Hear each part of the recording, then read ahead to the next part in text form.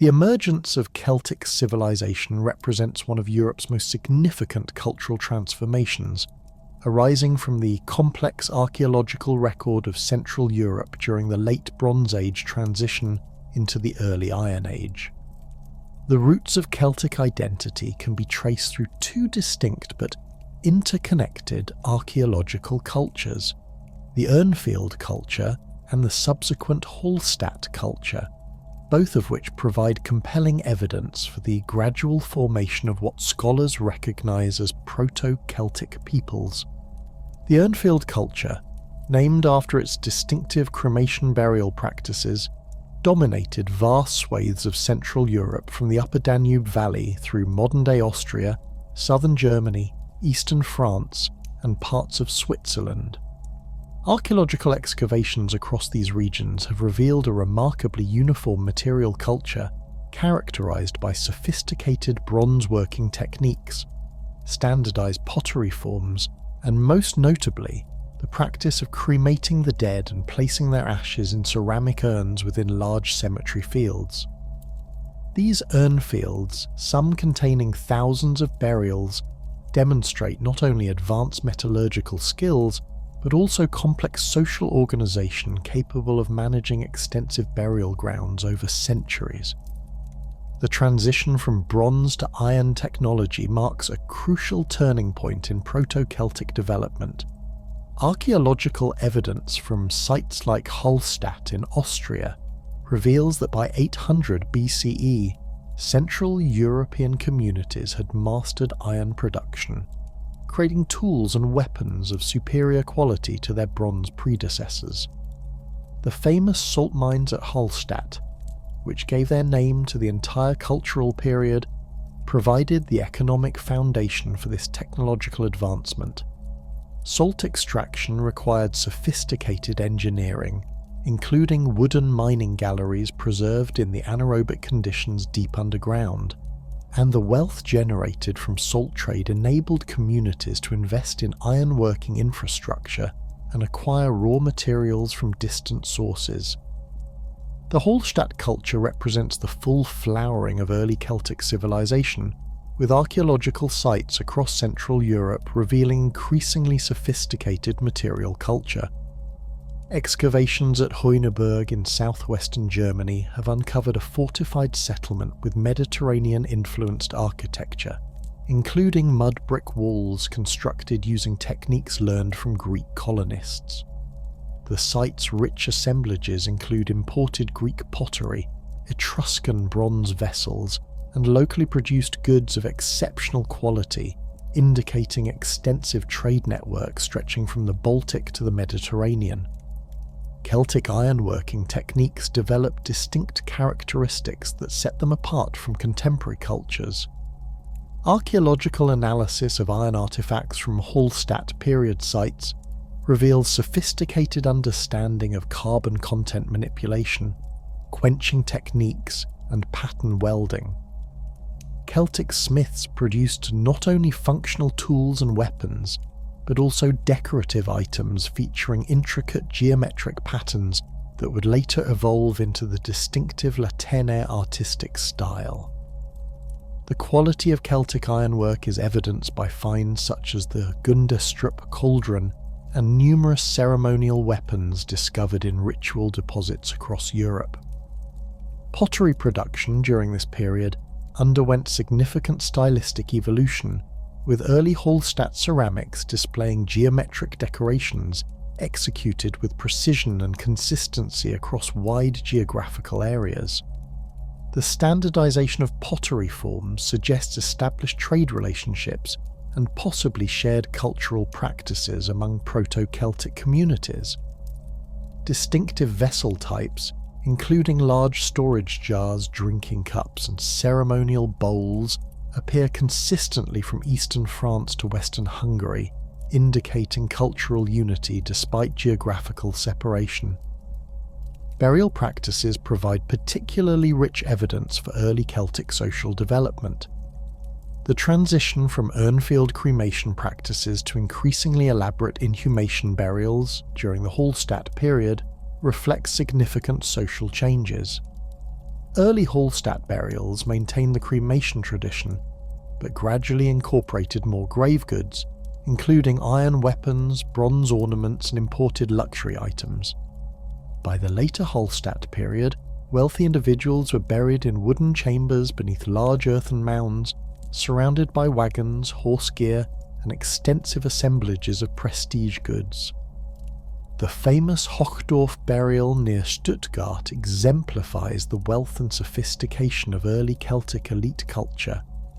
Dating to approximately 530 BCE, this burial contained a 40-year-old man laid on a bronze couch, wearing gold ornaments and surrounded by a four-wheeled wagon, bronze vessels and drinking equipment capable of serving 9 people.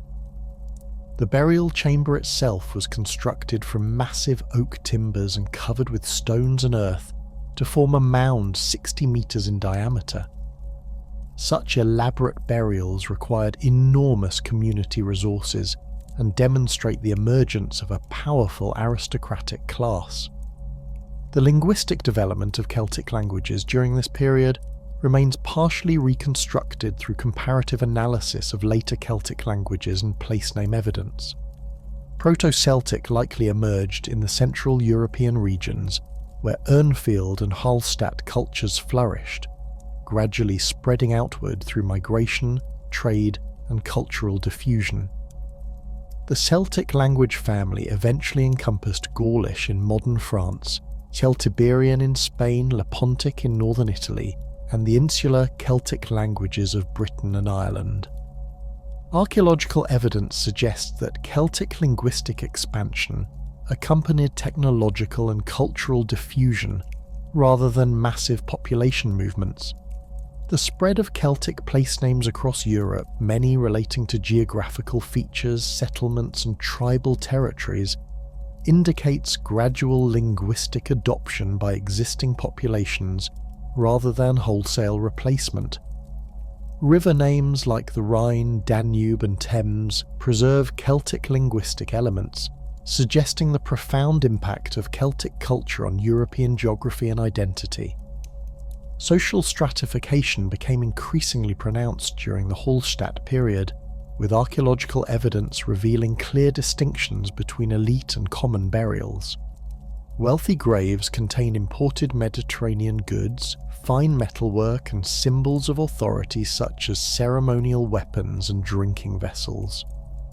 Common burials, while still containing grave goods, lack the elaborate assemblages and monumental construction associated with elite interments.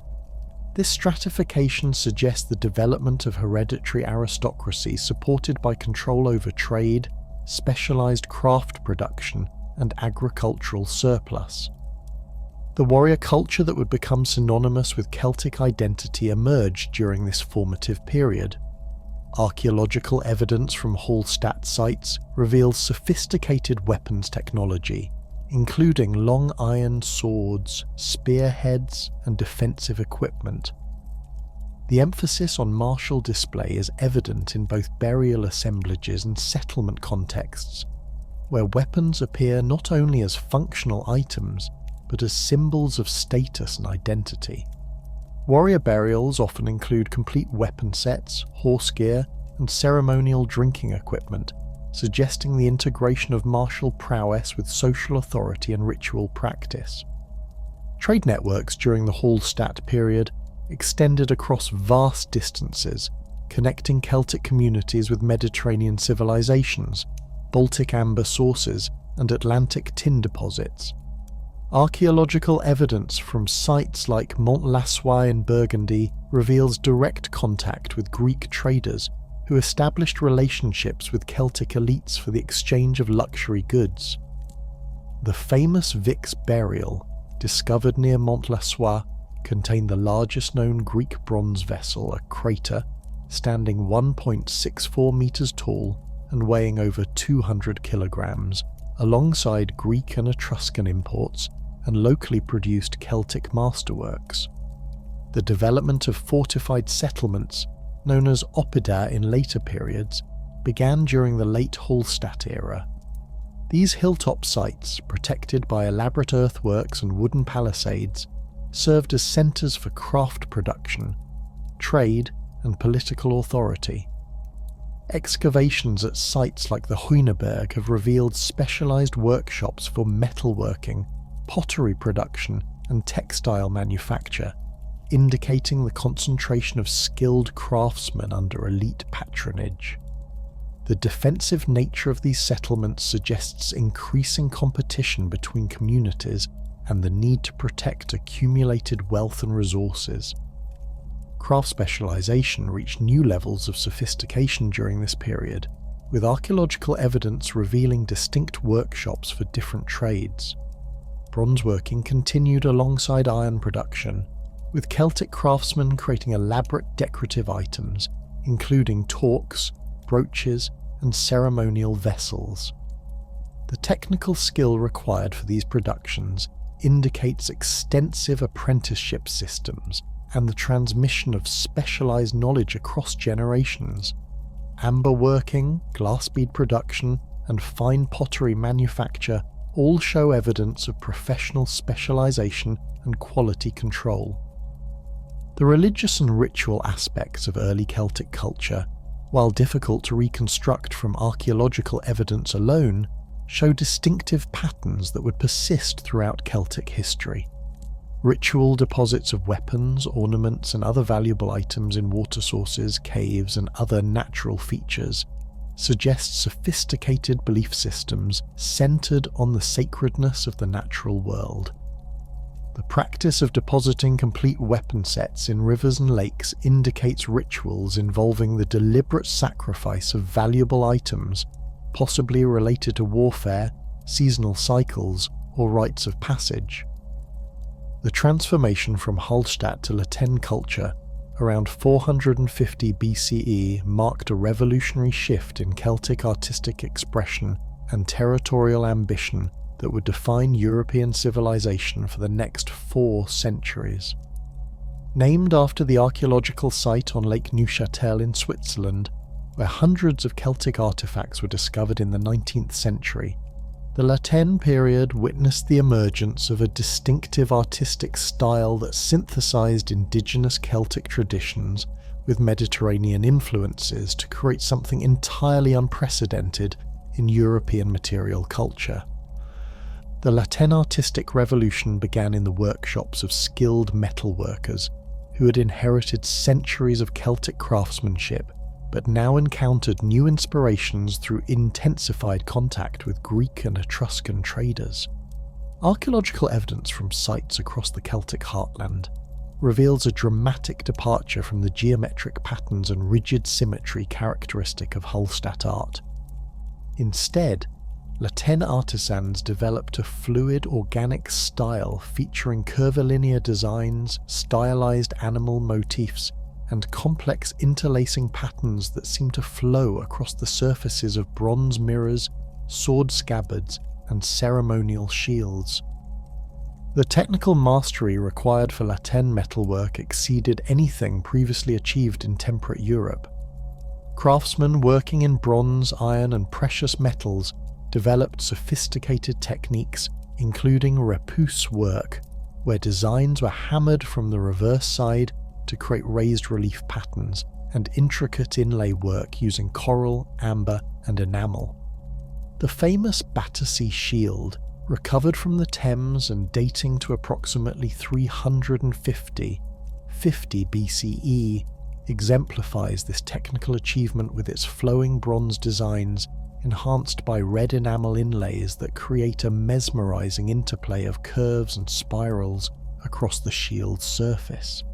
Celtic torques, the distinctive neck rings that became symbols of aristocratic status, reached new heights of sophistication during the Tène period.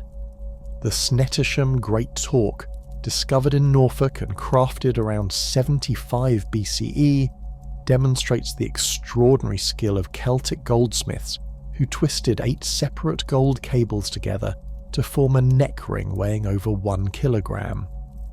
The torque's terminals feature intricate relief work depicting stylized faces and flowing patterns that required hundreds of hours of meticulous craftsmanship.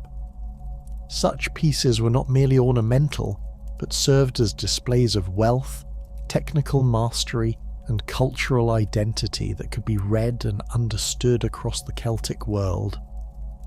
The development of Tène sword technology represented a parallel revolution in military equipment. Celtic swordsmiths perfected the production of long iron swords, typically measuring 80 centimetres in blade length, that became the preferred weapons of Celtic warriors throughout Europe. These swords featured carefully controlled carbon content that provided optimal balance between hardness and flexibility, with some examples showing evidence of pattern welding techniques that created distinctive watered steel effects along the blade surface. The elaborate scabbards protecting these weapons became canvases for Tène artistic expression, featuring engraved and embossed designs that often incorporated mythological themes and zoomorphic motifs. Archaeological evidence from workshop sites reveals the sophisticated organisation of Tène craft production. Excavations at Manching in Bavaria have uncovered specialised metalworking areas where different craftsmen focused on specific aspects of production, from initial smelting and forging to final decoration and finishing. The standardisation of certain decorative motifs across vast geographical distances suggests the existence of established artistic traditions transmitted through apprenticeship networks and maintained through regular contact between craftsmen from different regions. The ceramic tradition during the Tène period underwent its own transformation, with potters developing new forms and decorative techniques that complemented the artistic revolution in metalwork. Graphite-tempered pottery, particularly common in the eastern Celtic regions, achieved a distinctive lustrous black finish that provided an elegant backdrop for incised geometric patterns. Storage vessels, drinking cups, and ceremonial bowls displayed increasingly sophisticated proportions and surface treatments that reflected the same aesthetic principles governing metalwork design. The territorial expansion of Celtic peoples during the Tène period represents one of the most significant population movements in European prehistory. Archaeological evidence combined with historical accounts from Greek and Roman sources documents Celtic migrations that carried Tène culture from its Central European origins to the Atlantic shores of Ireland and the highlands of Anatolia. These movements were not simple military conquests, but complex processes involving trade relationships, intermarriage, cultural adoption, and gradual settlement that transformed the ethnic and linguistic landscape of Europe. The Celtic expansion into Gaul began in the 5th century BCE as communities from the Rhine Valley and eastern France gradually moved westward and southward. Archaeological evidence from sites like Bibracte on Mont Bivray shows the establishment of major Celtic settlements that controlled important trade routes and served as centres for craft production and political authority. The Gauls, as these Western Celts became known to Roman writers, developed a sophisticated tribal confederation system that enabled them to coordinate military campaigns, regulate trade, and maintain cultural unity across vast territories. Celtic penetration into the Iberian Peninsula followed both overland routes through the Pyrenees and maritime connections along the Atlantic coast. The Celtiberians, who occupied much of central and northern Spain, created a distinctive culture that blended Celtic traditions with indigenous Iberian elements. Archaeological sites like Numantia reveal fortified settlements with characteristic Celtic defensive works, Tène-style metalwork and evidence of warrior culture, while also showing adaptation to local conditions and interaction with Mediterranean trading partners. The Celtic colonization of Britain and Ireland represents perhaps the most successful and enduring aspect of Tène expansion.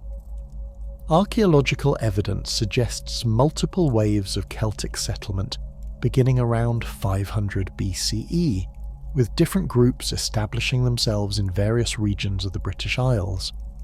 The Hallstatt and early Tène material culture, found at sites like Danebury in Hampshire, indicates that Celtic settlers brought with them not only their artistic traditions and technological knowledge, but also their social organisation and religious practices.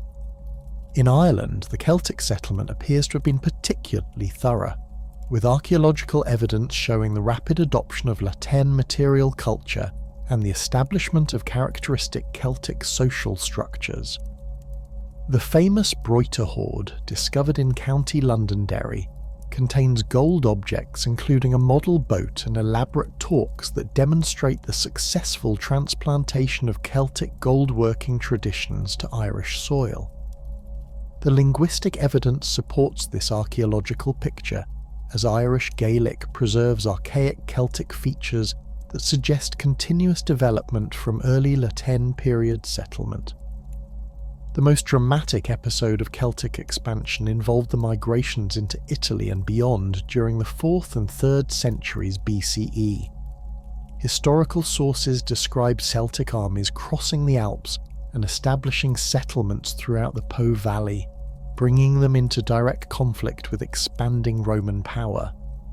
Archaeological evidence from sites like Monte Bibele near Bologna reveals Celtic settlements with characteristic Tène material culture, including weapons, ornaments and pottery that demonstrate the successful establishment of Celtic communities in northern Italy.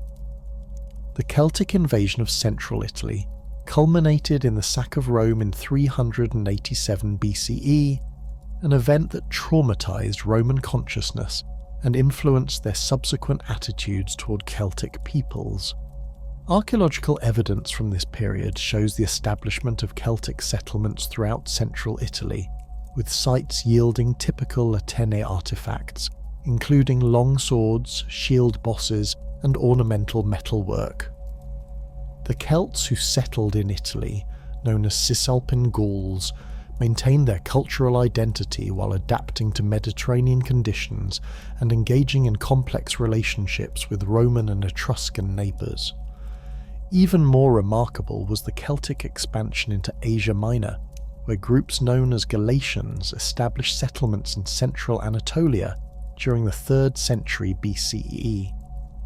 These Celtic migrants, invited as mercenaries by Hellenistic rulers, eventually carved out their own territories and maintained Celtic language and culture for centuries. Archaeological evidence from Galatian sites includes Tène-style metalwork and pottery that demonstrates the remarkable persistence of Celtic cultural traditions even in distant Asian contexts. The development of Oppidae represents the culmination of Celtic urbanization and political organization during the Tène period. These fortified settlements, typically located on elevated terrain and protected by massive earthworks and timber palisades, served as centres of political authority, craft production and long-distance trade. The oppidum at Manching in Bavaria covered over 380 hectares and housed an estimated population of 10,000 people, making it one of the largest settlements in temperate Europe during the 2nd and 1st centuries BCE. Archaeological excavations at major oppida reveal sophisticated internal organisation with designated areas for different activities. At Bibracte, the Gallic capital of the Aedui tribe, archaeologists have identified distinct quarters for metalworking, pottery production and residential areas, along with evidence of planned street layouts and centralised water management systems. The scale and complexity of these settlements required coordinated planning and substantial labour investment that could only be achieved through effective political organisation and economic surplus. The defensive systems protecting Oppida demonstrate advanced military engineering that drew upon centuries of Celtic fortification experience. The characteristic Murus Gallicus construction technique, described by Julius Caesar during his Gallic campaigns, involved timber framework filled with stone and earth that created walls both flexible enough to absorb impact and strong enough to resist siege warfare.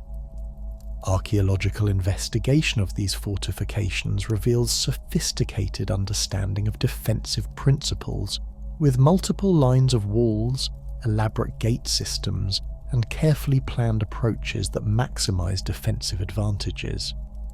Trade networks during the Tène period reached unprecedented complexity and geographical extent, connecting Celtic communities with partners throughout Europe, the Mediterranean, and beyond.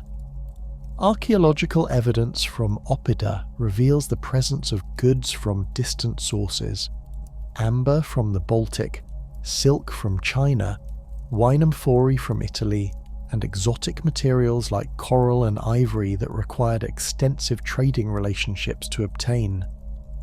The standardization of certain artifact types across vast distances suggests established trade routes and possibly formal commercial agreements between different Celtic communities. The relationship between Celtic peoples and Mediterranean civilizations during the Tène period involved complex cultural exchange that influenced both partners. Greek and Etruscan traders established permanent relationships with Celtic elites, exchanging luxury goods for raw materials, slaves, and Celtic manufactured products. Archaeological evidence from sites like Vix and Hochdorf shows that Celtic aristocrats acquired not only Mediterranean goods, but also adopted certain Mediterranean customs, including wine-drinking ceremonies and banqueting practices that became integrated into Celtic social ritual. Celtic communities also served as intermediaries in long-distance trade networks, facilitating the movement of goods between northern European sources and Mediterranean markets. The famous amber route, connecting Baltic amber deposits with Mediterranean consumers, passed through Celtic territory and provided Celtic middlemen with opportunities to profit from trans-European commerce. Archaeological evidence suggests that Celtic traders developed sophisticated understanding of market demands and quality standards that enabled them to compete effectively with established Mediterranean trading networks. The technological innovations of the Tène period extended beyond artistic and military applications to include advances in agriculture, transportation, and industrial production. Celtic farmers developed improved ploughing techniques, using iron-tip ploughs that enabled more efficient cultivation of heavy soils, while advances in metalworking technology supported increased production of agricultural tools and weapons. The development of rotary querns for grain processing and improved pottery kilns for ceramic production demonstrates the breadth of Celtic technological achievement during this period. Transportation technology also advanced significantly, with Celtic craftsmen producing sophisticated wheeled vehicles adapted to different purposes and terrain conditions. Archaeological evidence includes remains of both two-wheeled and four-wheeled vehicles, some elaborately decorated for ceremonial use and others designed for practical transportation and warfare. The technical skill required for wheel construction, axle fitting, and vehicle suspension systems indicates specialized knowledge and established manufacturing traditions that supported both local needs and long-distance trade. The social implications of Tène period developments were profound, with archaeological evidence revealing increasing social stratification and the emergence of powerful aristocratic classes that controlled both political authority and economic resources. Elite burials from this period contain unprecedented assemblages of luxury goods, weapons, and symbols of authority that demonstrate the concentration of wealth and power in the hands of warrior aristocrats. The famous Werner burial in Switzerland contained over 40 bronze vessels, gold ornaments, and a complete warrior's equipment that required the resources of entire communities to assemble. The intricate social fabric of Celtic civilization rested upon a sophisticated hierarchical system, that governed every aspect of daily existence, from the sacred rituals performed in moonlit groves to the mundane transactions conducted in bustling marketplace settlements. Archaeological evidence combined with accounts from classical authors reveals a society far more complex than the barbarian stereotype propagated by Roman writers, displaying instead a nuanced social order that balanced individual achievement with collective responsibility, spiritual authority with temporal power, and local autonomy with broader cultural unity. At the apex of Celtic social structure stood the Druids, a priestly class whose influence permeated every level of society and whose authority extended far beyond religious matters into legal, educational, and political spheres. These learned men, for the Druidical orders appear to have been exclusively male according to classical sources, underwent extensive training that could last up to 20 years, during which they memorized vast quantities of oral tradition, including laws, genealogies, astronomical calculations, and sacred lore. The Druids' power derived not from hereditary privilege, but from their mastery of knowledge that was considered essential for the proper functioning of Celtic society. The educational system controlled by the Druids represented one of the most sophisticated intellectual traditions in prehistoric Europe. Young men from aristocratic families travelled considerable distances to study under renowned Druids, learning not only religious doctrine but also practical skills including medicine, astronomy, mathematics, and jurisprudence. The Druidical schools, often located in sacred groves or near important religious sites, attracted students from across the Celtic world, creating networks of shared knowledge and cultural exchange that helped maintain Celtic unity despite political fragmentation. Druids served as the primary arbiters of legal disputes, a role that required intimate knowledge of customary law and precedent that had been transmitted orally for generations.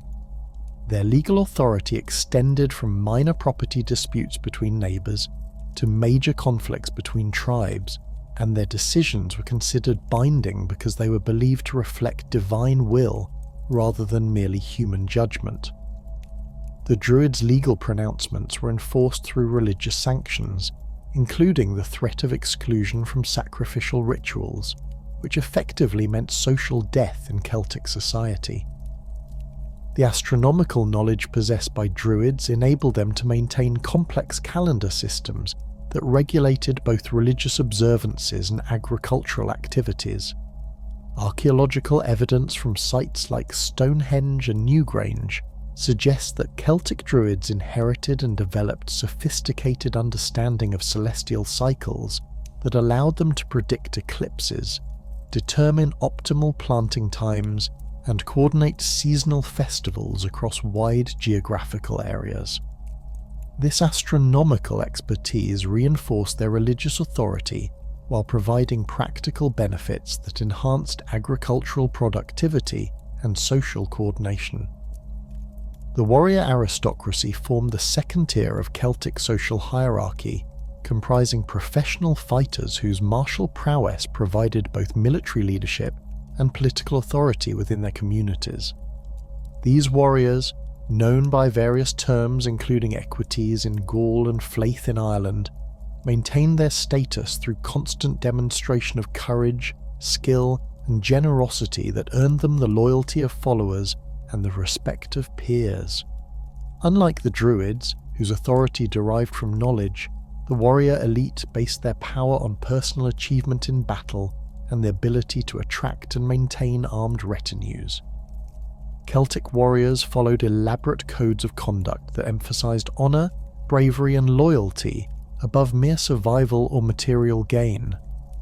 Archaeological evidence from warrior burials reveals the central importance of weapons and martial equipment in defining aristocratic identity, with swords, spears, shields, and horse gear receiving the same careful craftsmanship and artistic attention as religious objects or royal regalia.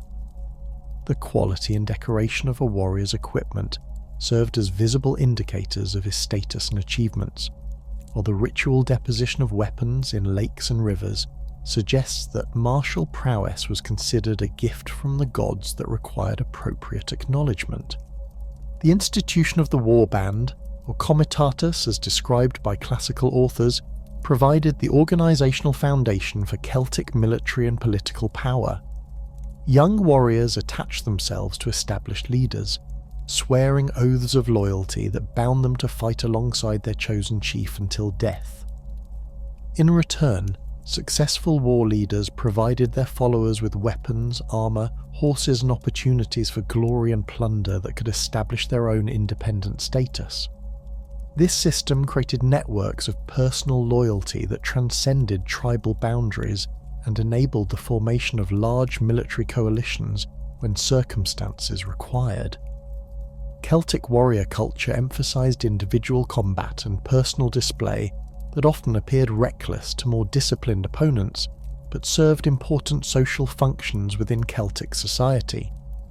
The practice of single combat before major battles allowed warriors to demonstrate their courage and skill while potentially resolving conflicts without massive casualties. Archaeological evidence suggests that many Celtic weapons were designed as much for display as for practical use, with elaborate decorations and precious metal inlays that proclaimed their owner's status and achievements. The third major social category encompassed the free commoners who formed the backbone of Celtic economic and social life. This diverse group included farmers, craftsmen, traders, and other specialists who possessed personal freedom and property rights but lacked the specialised knowledge of Druids or the martial achievements of warriors. Archaeological evidence from settlement sites reveals that free commoners lived in substantial houses, owned livestock and agricultural tools, and participated in local and regional trade networks that connected them to the broader Celtic world. Celtic farmers developed sophisticated agricultural techniques adapted to diverse environmental conditions across Europe. Archaeological evidence from sites like Biskupin in Poland reveals advanced understanding of crop rotation, selective breeding of livestock, and soil management that supported dense populations and generated agricultural surpluses necessary for craft specialisation and trade. The Celtic plough, with its iron share and mouldboard design, enabled cultivation of heavy clay soils that had previously been unsuitable for agriculture, expanding the area available for farming and supporting population growth. Livestock management formed a crucial component of Celtic agriculture, with cattle serving as the primary measure of wealth and social status throughout the Celtic world. Archaeological analysis of animal bones from Celtic sites reveals sophisticated breeding programs that produced larger, more productive animals than their wild predecessors. Cattle provided not only meat and milk but also leather, bone tools and traction power for ploughing and transportation. The importance of cattle in Celtic society is reflected in early Irish law codes that established detailed regulations for cattle loans, grazing rights, and compensation for stolen or injured animals. Celtic metalworkers achieved technical mastery that rivaled the best craftsmen of the Mediterranean world, developing innovative techniques for iron production, bronze casting, and precious metalworking that enabled them to create both functional tools and artistic masterpieces. Archaeological evidence from workshop sites reveals sophisticated understanding of metallurgical processes, including controlled atmospheres for smelting, quenching techniques for hardening iron, and complex alloy compositions for specialized applications. The standardization of certain tool types across vast geographical distances suggests established training methods and quality control systems that maintained consistent standards. The organisation of craft production in Celtic society involved both independent specialists and workshop groups attached to aristocratic households or religious centres. Archaeological excavations at sites like Manching have revealed specialised quarters where different craftsmen focused on particular aspects of production, from initial metalworking to final decoration and finishing. The concentration of exotic raw materials and finished goods at these sites indicates that craft production was closely linked to long-distance trade networks and elite patronage systems. Celtic religious beliefs centred on the fundamental interconnection between the natural world and the spiritual realm, with sacred sites located at springs, groves, caves, and other natural features that were believed to provide access to divine power. Archaeological evidence reveals that Celts practiced elaborate rituals involving the deposition of valuable objects in water sources, with thousands of weapons, ornaments, and other artifacts recovered from rivers and lakes across Europe. These ritual deposits represent deliberate sacrifices of valuable items that serve to maintain proper relationships between human communities and the supernatural forces that controlled natural phenomena. The sacred groves that served as centres for druidical worship and instruction were carefully maintained forest areas where ancient trees provided natural temples for religious ceremonies. Classical authors describe these groves as places of awesome power where druids conducted human sacrifices and other rituals too sacred for outsiders to witness. Archaeological evidence for grove sanctuaries is limited due to the perishable nature of wooden structures, but pollen analysis and other environmental data suggest that certain forest areas were indeed managed as sacred spaces for extended periods. Water held particular significance in Celtic religious practice, with springs, rivers, and lakes serving as gateways to the other world where gods and spirits resided. The ritual deposition of objects in water sources appears to have served multiple functions, including thanksgiving offerings for successful harvests or military victories, requests for divine assistance in times of crisis, and ceremonies marking important transitions in individual or community life. The careful selection of objects for water deposits suggests that these rituals followed established protocols that specified appropriate offerings for different circumstances. Celtic religious festivals followed seasonal cycles that coordinated agricultural activities with spiritual observances, creating a calendar system that integrated practical and sacred concerns. The four major festivals of Samhain, Imbolc, Beltane, and Lugnasad marked crucial transitions in the agricultural year, while providing opportunities for communities to gather for religious ceremonies, legal proceedings, and social activities.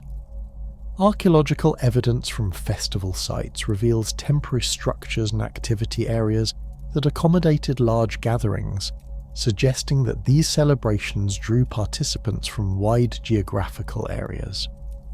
The role of women in Celtic society appears to have been more prominent than in many contemporary civilizations, with archaeological and literary evidence indicating that women could own property, initiate divorce proceedings, and in some cases exercise political authority. Classical authors describe Celtic women as physically powerful and politically influential, participating in warfare and serving as advisors to male leaders. Archaeological evidence from female burials reveals that some women were buried with weapons and symbols of authority, suggesting that gender roles in Celtic society were more flexible than rigid patriarchal systems found elsewhere. Celtic marriage customs involved complex negotiations between families that considered economic, political, and social factors in addition to personal preferences. Archaeological evidence suggests that marriage alliances served to cement relationships between different tribal groups and facilitate trade and military cooperation. The practice of bride price and dowry exchange created reciprocal obligations that extended beyond the married couple to encompass their entire kinship networks, strengthening social bonds and reducing the likelihood of conflict between related groups.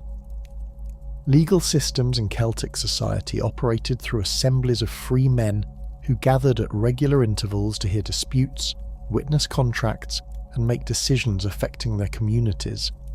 These assemblies, often held at traditional meeting places marked by stone circles or other monuments, provided forums for democratic participation in local governance, while maintaining respect for customary law and druidical authority. Archaeological evidence from assembly sites reveals permanent structures and activity areas that accommodated large gatherings, suggesting that legal proceedings were important social events that drew participants from across tribal territories.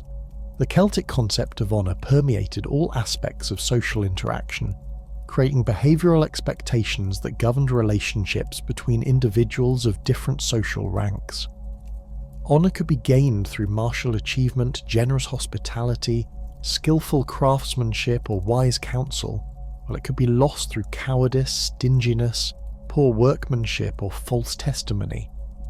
The maintenance of personal and family honour required constant attention to social obligations and public behaviour, creating a system of social control that operated through peer pressure rather than centralised authority.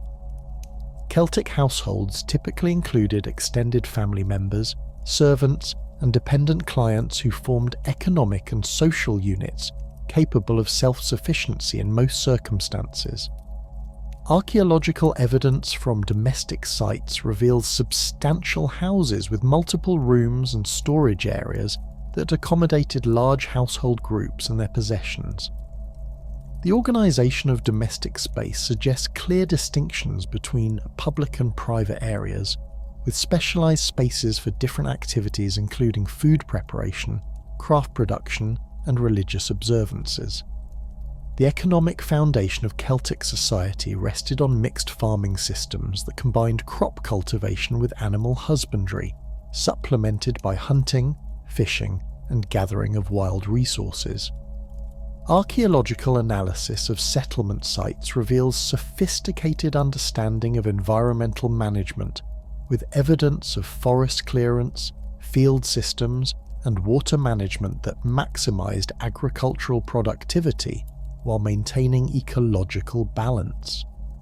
The diversity of economic activities within Celtic communities provided resilience against environmental fluctuations and created opportunities for specialisation and trade. The collision between Celtic civilization and Roman imperial ambition reached its decisive moment in 58 BCE, when Gaius Julius Caesar crossed the Rubicon of his political career by accepting the proconsulship of Gaul. What began as a routine administrative appointment to govern the relatively peaceful Roman provinces of Cisalpine Gaul and Narbonese Gaul would transform into the most systematic and devastating military campaign in Celtic history, ultimately destroying the independence of dozens of tribes and reshaping the political landscape of Western Europe forever. Caesar's initial justification for military intervention came from the migration of the Helvetii, a Celtic tribe occupying modern Switzerland, who had decided to abandon their mountainous homeland for more fertile territories in Western Gaul. The Helvetii had spent 3 years preparing for this mass migration, burning their settlements and accumulating supplies for the journey of their entire population, estimated by Caesar at 368,000 people, including 92,000 warriors. Archaeological evidence from sites like Tène itself reveals the thoroughness of this preparation, with hoards of coins and valuables buried by families who expected to return but never did. The Helvetii migration posed a strategic threat to Roman interests that extended far beyond the immediate disruption of tribal boundaries. Their planned route would take them through the territory of the Sequani and Aedui, 2 Gallic tribes that had maintained friendly relations with Rome and served as buffers against more hostile northern tribes. Caesar recognised that allowing such a massive population movement would destabilise the entire region and potentially create a power vacuum that could be filled by Germanic tribes from across the Rhine, a prospect that Roman strategic thinking found unacceptable. Caesar's response demonstrated the methodical approach that would characterize his entire Gallic campaign. Rather than simply blocking the Helvetii migration, he mobilized 4 legions and moved rapidly to intercept the migrating tribe at the Saona River, where they were attempting to cross into Aedui territory. The Roman attack caught the Helvetii in a vulnerable position, with only a quarter of their number having completed the river crossing, resulting in a massacre that eliminated the Tigurini, one of the 4 Helvetii sub-tribes, as an effective fighting force. The subsequent pursuit of the main Helvetii force revealed Caesar's tactical brilliance and his understanding of Celtic warfare. The Helvetii, burdened by their massive wagon train and non-combatant population, could not match the mobility of Roman legions that had shed all unnecessary equipment and supplies. Caesar's forces harassed the Celtic column for weeks, cutting off foraging parties and preventing the Helvetii from establishing defensive positions, while gradually wearing down their morale and supplies. The decisive confrontation occurred at Bibracte, the fortified capital of the Aedui tribe, where the desperate Helvetii turned to face their Roman pursuers in a battle that would demonstrate both the strengths and fatal weaknesses of Celtic military organisation. The Helvetii deployed their warriors in the traditional Celtic formation, with their best fighters in the front ranks and their wagon train positioned behind the battle line to provide both protection for non-combatants and motivation for the warriors who knew their families depended on victory. The initial Celtic assault followed time-honoured tactics that had served Celtic warriors for centuries. The Helvetii advanced in dense formations, their warriors shouting war cries and clashing weapons against shields to intimidate their enemies and build their own courage. Their long swords and spears gave them reach advantages in individual combat, while their round shields provided protection against missile weapons. The ferocity of the Celtic charge initially pushed back the Roman front lines, creating moments of crisis that tested the discipline and training of Caesar's legions. However, the Roman tactical system proved superior to Celtic methods in sustained combat. The Roman manipular formation allowed for flexible response to changing battlefield conditions, with fresh troops moving forward to replace exhausted fighters while maintaining formation integrity. The Roman gladius, shorter than Celtic swords but designed for thrusting rather than slashing, proved more effective in close quarters combat, where the longer Celtic weapons became unwieldy. Most critically, Roman tactical doctrine emphasized coordinated unit action rather than individual heroics, preventing the kind of battlefield fragmentation that often occurred when Celtic warriors pursued personal glory. The battle's turning point came when Caesar committed his reserves in a flanking maneuver that caught the Helvetii warriors between 2 Roman forces. The Celtic formation, designed for frontal assault, could not adapt quickly enough to this tactical innovation. As their battle line collapsed, panic spread through the Helvetii ranks, and what had begun as an organised withdrawal became a rout. The Celtic warriors, many of whom had never faced Roman legions in pitched battle, discovered that their traditional tactics were inadequate against opponents who fought as disciplined units rather than individual champions. The aftermath of Bibracte revealed the devastating effectiveness of Roman military organisation. Caesar's forces captured the Helvetii wagon train intact, along with detailed records written in Greek letters that provided intelligence about Celtic tribal organisation, population figures, and military capabilities.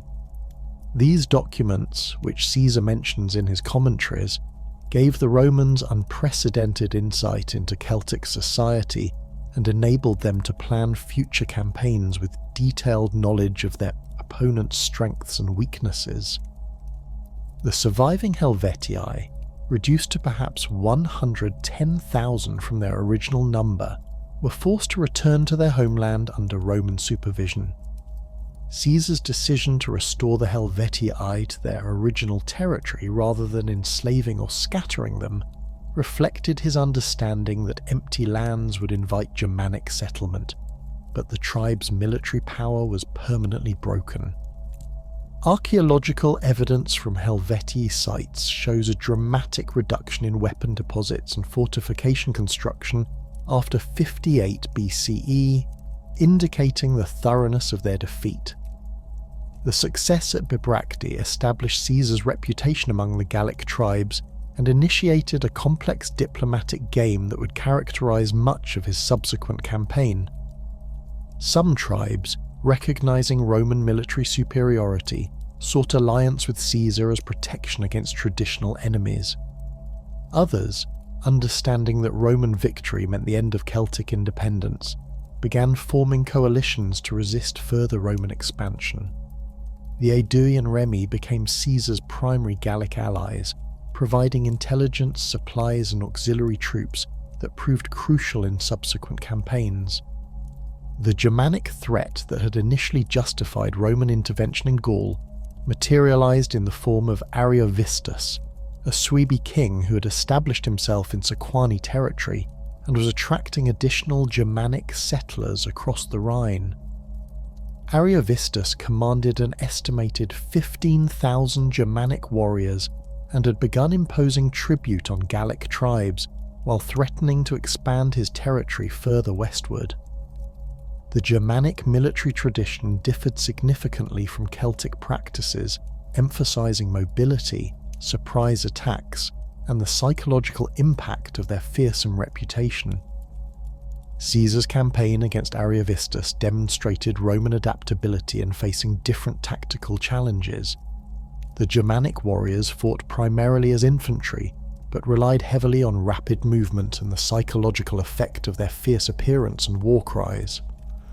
Unlike Celtic warriors who sought individual glory in combat, Germanic fighters emphasized unit cohesion and mutual support that made them formidable opponents in forest and broken terrain, where Roman formations had difficulty maintaining their tactical advantages.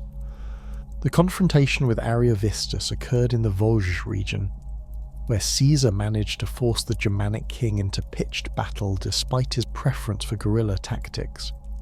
The Roman victory was decisive but costly, with Caesar's legions suffering significant casualties before their superior armour and discipline prevailed.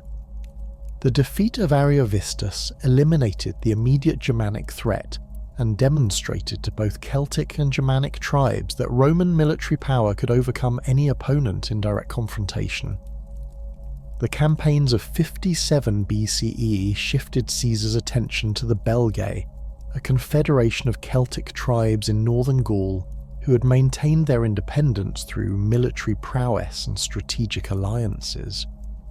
The Belgae possessed a well-deserved reputation as the fiercest warriors in Gaul, with their society organised around constant warfare and their young men trained from childhood in martial skills.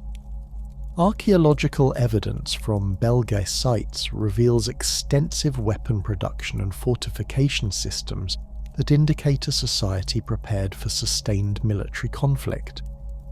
The Belgae Confederation included powerful tribes such as the Nervii, Ambrones and Aduatuci, each contributing warriors to a combined force that Caesar estimated at nearly 300,000 men.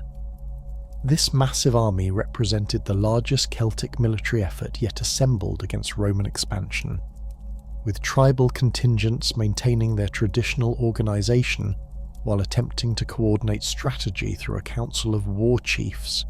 The logistical challenges of maintaining such a large force in the field created vulnerabilities that Caesar was quick to exploit. Caesar's strategy against the Belgae involved dividing their confederation through diplomatic means, while using rapid movement to prevent the concentration of their full military strength. He negotiated separate agreements with some tribes while launching surprise attacks on others, creating confusion and mistrust within the Belgae alliance. The Roman ability to move quickly between different theatres of operation, supported by efficient supply systems and engineering capabilities, gave them strategic advantages that the Belgae could not match, despite their numerical superiority. The Siege of Sarbis demonstrated both Celtic tactical innovation and the continuing superiority of Roman military engineering. The Nervii, considered the most warlike of the Belgae tribes, had prepared elaborate riverside fortifications that utilized natural obstacles to channel Roman attacks into predetermined killing zones. Their warriors, armed with long spears and reinforced shields, fought from prepared positions that maximized their defensive advantages while minimizing Roman tactical flexibility. However, Roman siege techniques proved capable of overcoming even the most sophisticated Celtic fortifications. Caesar's engineers constructed elaborate siege works, including towers, rams, and protective galleries that enabled Roman forces to approach Celtic walls despite heavy missile fire. The systematic nature of Roman siege warfare, with its emphasis on engineering solutions and coordinated assault techniques, contrasted sharply with Celtic methods that relied primarily on individual courage and improvised tactics. The fall of Sarbis marked the effective end of organised Belgae resistance, though individual tribes continued fighting for several more years. The capture of the fortress provided Caesar with enormous quantities of slaves and booty that helped finance his subsequent campaigns, while demonstrating to other Celtic tribes the futility of resisting Roman siege techniques.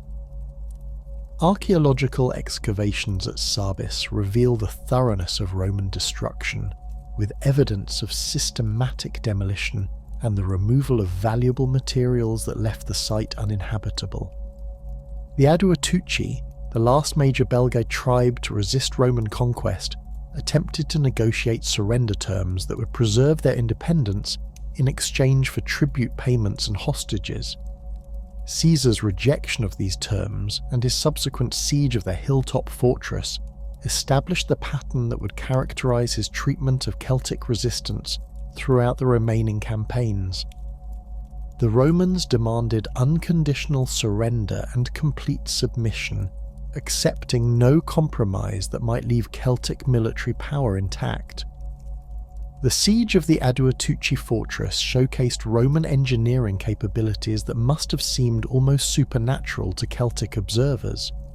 Caesar's engineers constructed siege towers that overtopped the Celtic walls, enabling Roman archers and artillery to dominate the defenders, while assault troops prepared for the final attack. The Aduatuci, who had never encountered such sophisticated siege techniques, initially attempted to negotiate but ultimately chose to fight rather than submit to enslavement. The Roman assault on the Aduatuci fortress employed coordinated tactics that combined artillery, bombardment, infantry assault, and psychological warfare to overwhelm the defenders.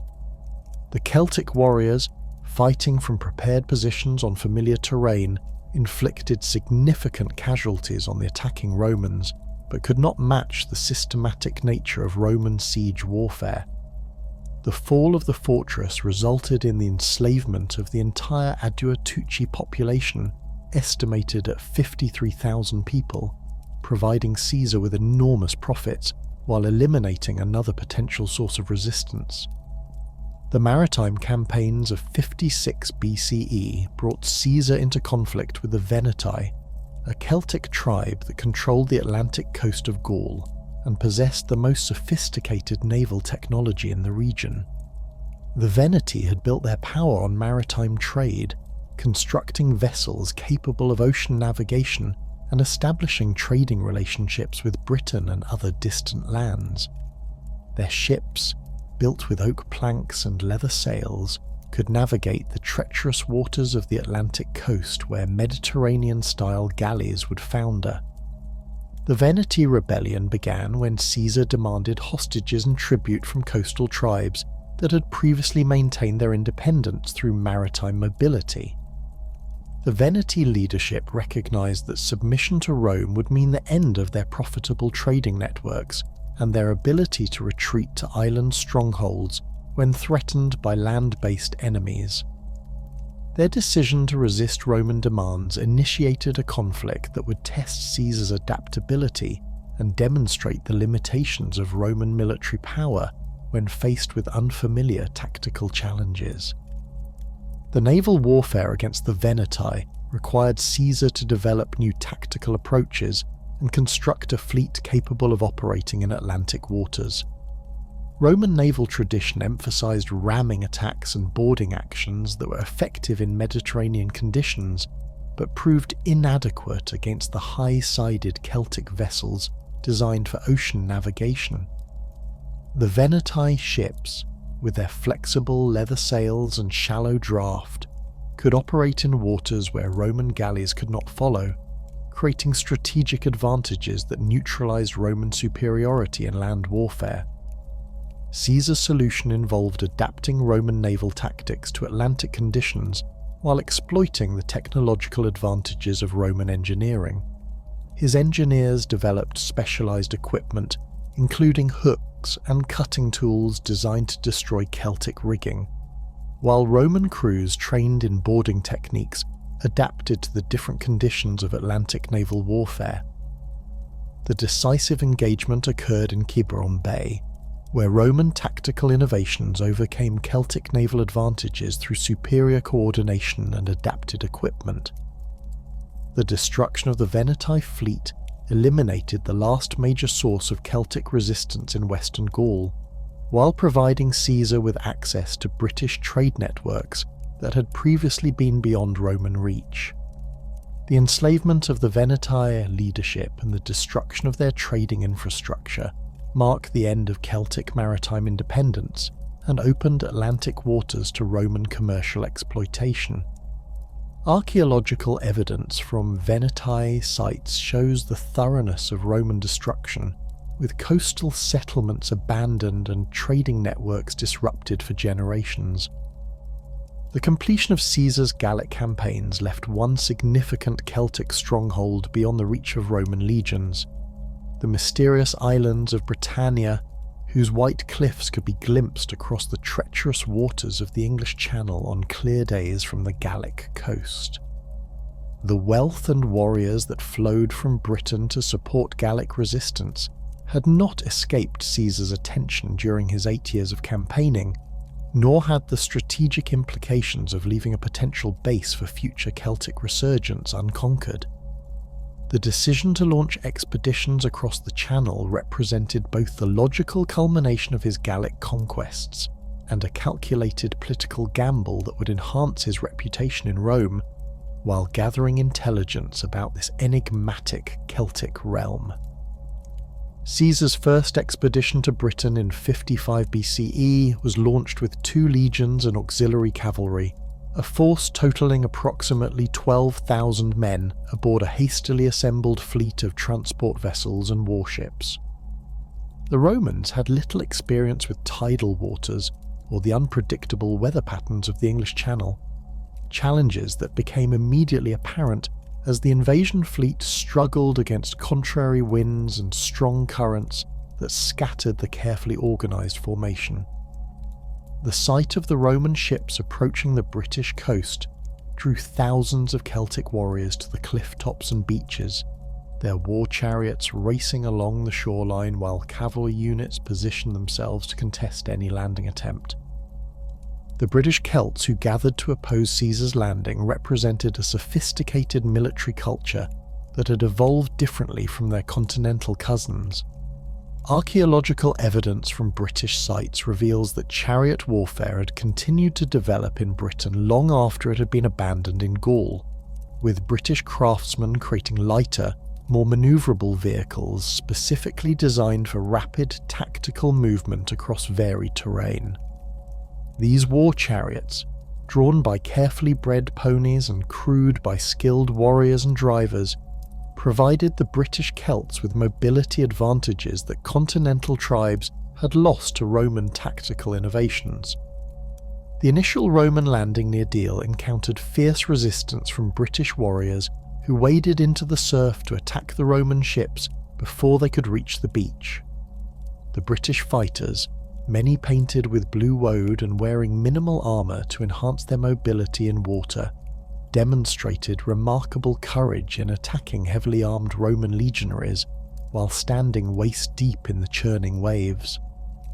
Their long shields and spears gave them reach advantages in the confined space between ships and shore, while their intimate knowledge of local tidal conditions enabled them to exploit Roman unfamiliarity with beach warfare. Caesar's tactical response to this unexpected challenge demonstrated the adaptability that had served him throughout the Gallic campaigns. He ordered his warships to move parallel to the shore and use their artillery to clear British defenders from the beach, while simultaneously landing troops at multiple points to divide British attention and prevent the concentration of their forces. The Roman standard-bearer of the 10th Legion played a crucial role in the successful landing by leaping into the water while carrying the Legion's eagle, shaming his comrades into following him ashore rather than remaining safely aboard their transport vessels. The establishment of a Roman beachhead on British soil marked the first time that Celtic Britain had faced invasion by a disciplined foreign army, though the expedition's limited scope prevented any permanent conquest. Caesar's forces, constrained by supply difficulties and the approaching winter season, conducted only brief forays inland before returning to Gaul after 18 days on British soil. However, these limited operations provided valuable intelligence about British geography, tribal organisation, and military capabilities that would prove crucial for future Roman planning. The British response to Caesar's first expedition revealed both the strengths and weaknesses of Celtic political organisation in Britain. Several tribes, including the Trinovantes and some Kentish groups, sent envoys to Caesar offering submission and hostages, recognising that Roman military superiority made resistance futile. Other tribes, particularly those in the interior regions who had not witnessed Roman capabilities firsthand, prepared for continued resistance by forming military alliances and strengthening their fortifications against future invasion attempts. Caesar's second expedition in 54 BCE involved a much larger force of 5 legions plus auxiliary troops, transported by a fleet of over 800 vessels that represented the largest seaborne invasion force assembled in ancient history up to that point. The logistical challenges of organising such an expedition required months of preparation, including the construction of specialised transport ships designed to carry cavalry horses and siege equipment across the Channel. The scale of these preparations sent clear signals to British tribes that Rome intended serious conquest rather than mere raiding. The landing of this massive Roman force proceeded more smoothly than the previous year's expedition, with British resistance hampered by the sheer scale of the invasion and the improved Roman understanding of local conditions. However, the British Celts had also learned from their previous encounters with Roman tactics, developing new strategies that emphasised mobility and guerrilla warfare rather than direct confrontation with Roman legions in pitched battle. The British war chariots proved particularly effective in this role, using their speed and manoeuvrability to strike at Roman foraging parties and supply lines before disappearing into the dense forests that covered much of southeastern Britain. The most formidable British leader to emerge during Caesar's second expedition was Cassivellaunus, king of the Catuvellauni tribe, who demonstrated remarkable strategic insight in organising British resistance. Rather than attempting to match Roman legions in conventional warfare, Cassivellaunus disbanded most of his infantry forces and relied primarily on cavalry and chariot units to conduct a campaign of harassment and attrition. His warriors avoided Roman strengths while exploiting their weaknesses, particularly their dependence on regular supply deliveries and their unfamiliarity with British terrain. Cassivellaunus established his primary stronghold north of the Thames, using the river as a natural barrier that forced the Romans to extend their lines of communication while operating in unfamiliar territory. The British king's strategy involved drawing Roman forces deeper into the interior, while using mobile units to attack their supply trains and isolated detachments.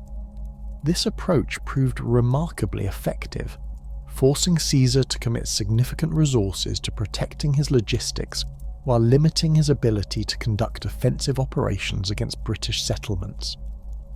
The Roman crossing of the Thames represented a significant tactical achievement that demonstrated their engineering capabilities and tactical flexibility.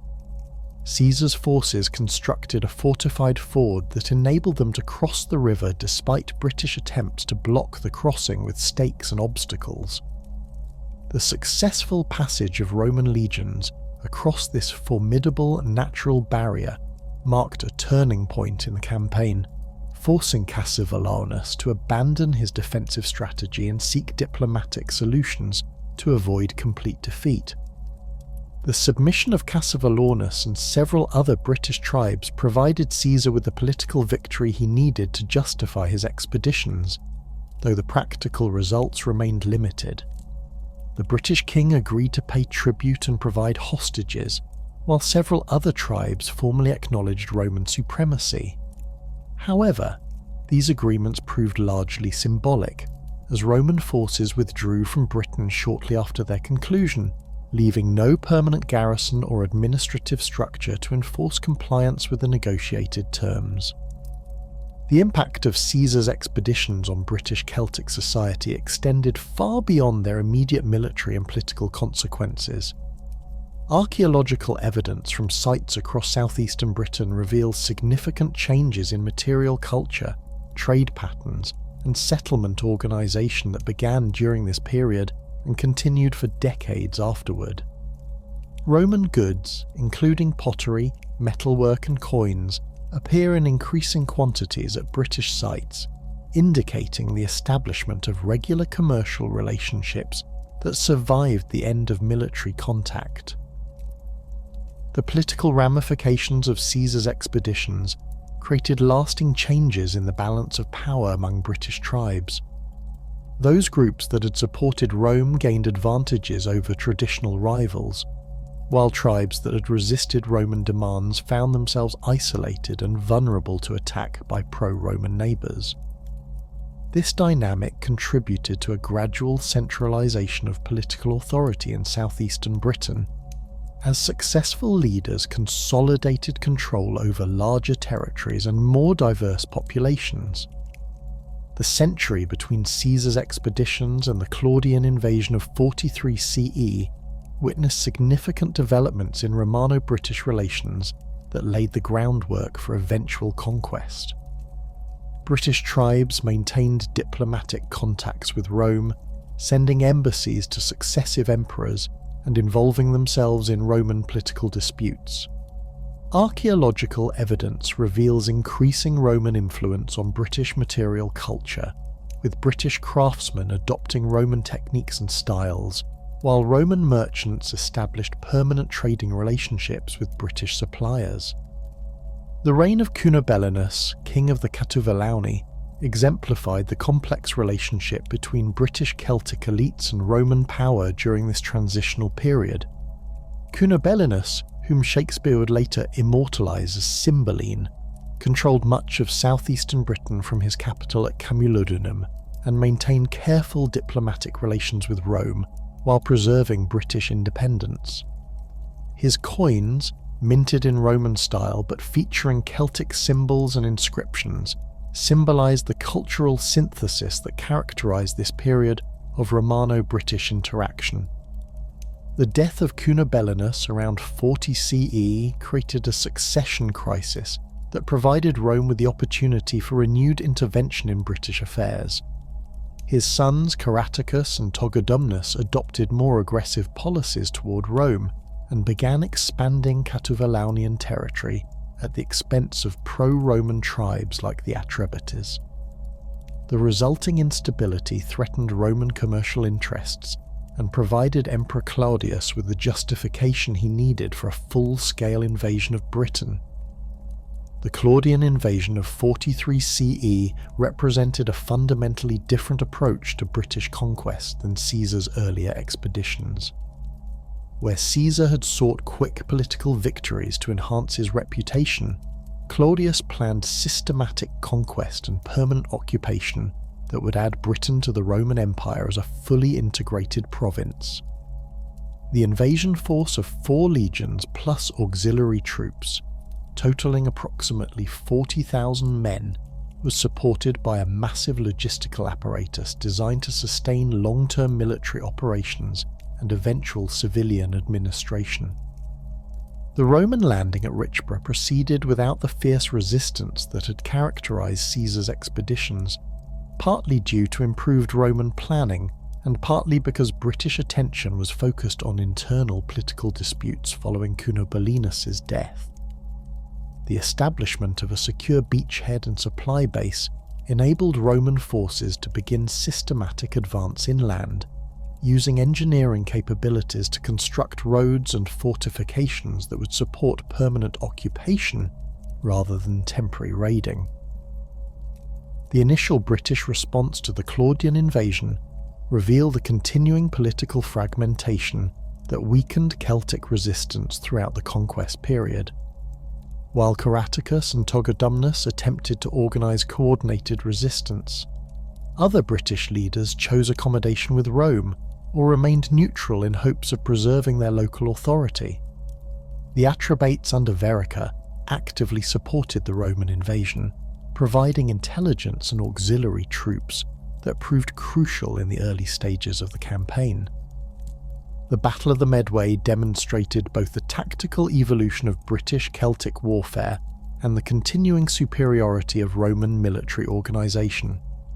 The British forces, commanded by Caratacus and Togodumnus, attempted to use the river as a defensive barrier while relying on their traditional advantages in mobility and local knowledge. However, Roman tactical innovations, including the use of auxiliary troops trained in river-crossing techniques and coordinated artillery support, enabled them to force the crossing despite determined British resistance. The death of Togodumnus during the Medway campaign eliminated one of the most capable British military leaders and forced Caratacus to retreat westward into Wales, where he would continue resistance for several more years. The Roman victory opened the route to Camulodunum, the most important British settlement and the symbolic centre of Catuvellaunian power. The capture of this stronghold provided the Romans with a secure base for further operations, while demonstrating to other British tribes the futility of continued resistance.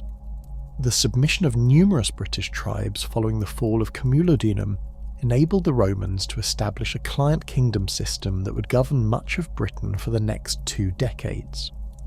Friendly British rulers were allowed to maintain local authority in exchange for tribute payments and military support, while Roman garrisons controlled strategic points and major settlements. This system enabled the Romans to control large territories with relatively small military forces while gradually introducing Roman administrative and legal systems. Caratacus's continued resistance from his Welsh strongholds posed the most serious challenge to Roman consolidation in Britain. The mountainous terrain of Wales favoured guerrilla warfare tactics that had proven effective against Roman legions in other frontier regions, while the fierce independence of Welsh tribes provided Caratacus with potential allies who had not been overawed by Roman victories in the lowlands. His ability to maintain organised resistance for nearly a decade after the initial invasion demonstrated both his personal capabilities and the continuing vitality of Celtic military culture. The Roman campaigns in Wales required different tactical approaches than the conquest of lowland Britain. The mountainous terrain limited the effectiveness of Roman cavalry and artillery, while favouring British tactics that emphasised mobility and surprise attacks. Roman engineering capabilities proved crucial in these operations, with the construction of roads and fortifications enabling legions to maintain supply lines and secure bases despite operating in hostile territory far from their primary bases. The final defeat and capture of Caratacus in 51 CE mark the end of organised British resistance to Roman rule in the initial conquest period. His betrayal by Cartimandua, Queen of the Brigantes, illustrated the complex political calculations that British leaders faced when dealing with Roman power. Cartimandua's decision to hand over Caratacus to the Romans secured her own position as a client ruler while eliminating a potential rival for leadership of British resistance.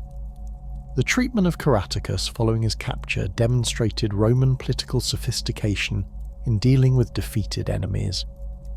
Rather than executing the British leader, Emperor Claudius granted him clemency and allowed him to live in Rome as an honoured prisoner, a decision that served Roman propaganda purposes while eliminating the possibility of Caratacus becoming a martyr for continued British resistance.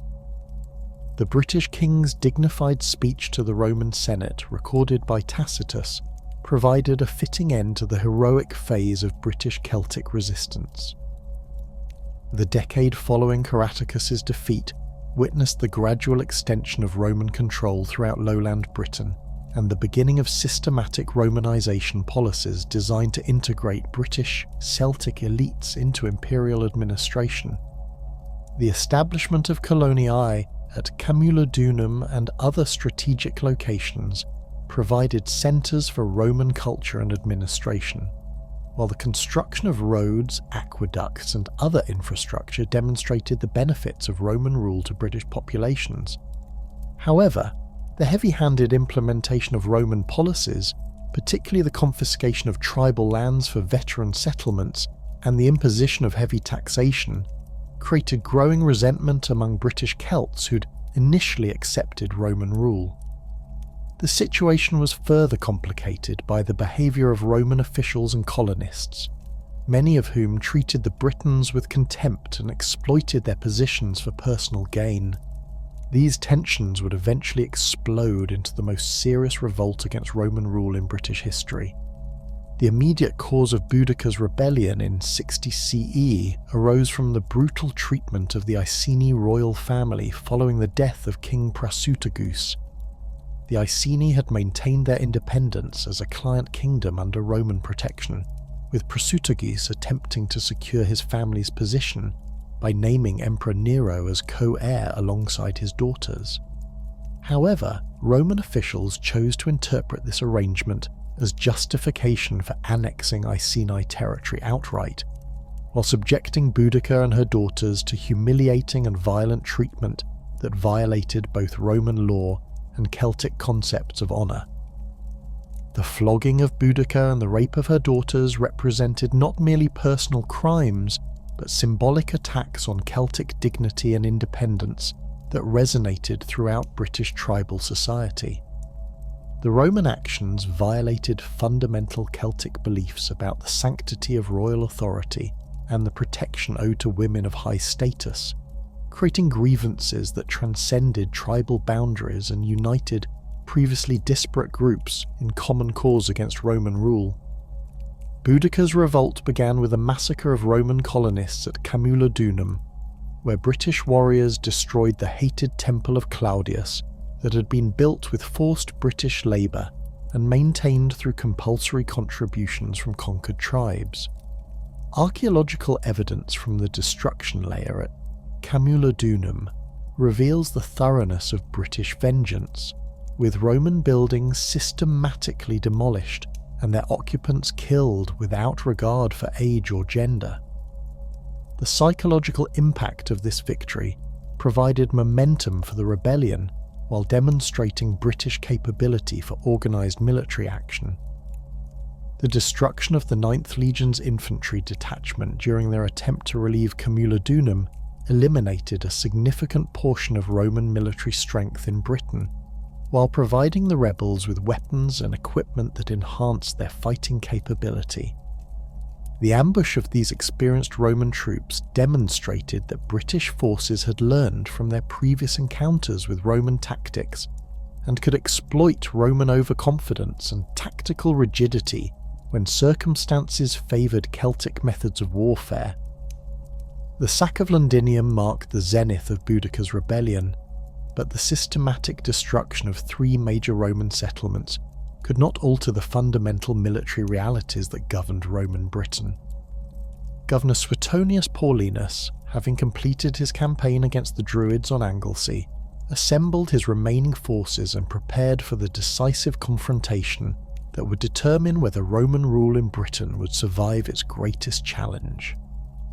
The British forces, swollen by success and driven by decades of accumulated grievances, numbered perhaps 100,000 warriors drawn from tribes across southeastern Britain, but their very numbers created logistical problems that would prove fatal in sustained campaign conditions.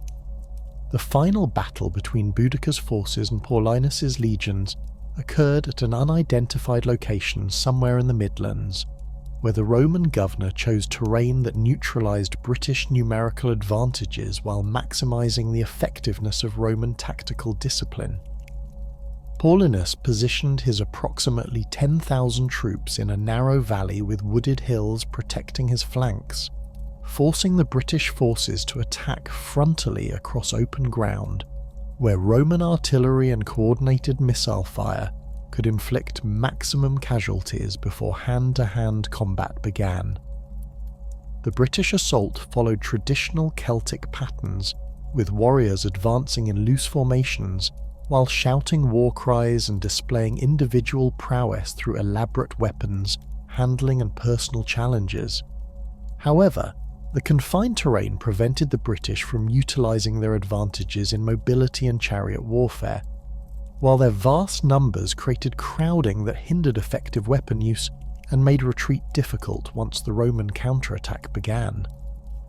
The presence of British families in wagons positioned behind the battle line, intended to inspire the warriors and share in the anticipated victory, instead created obstacles that trapped fleeing fighters when the tide of battle turned.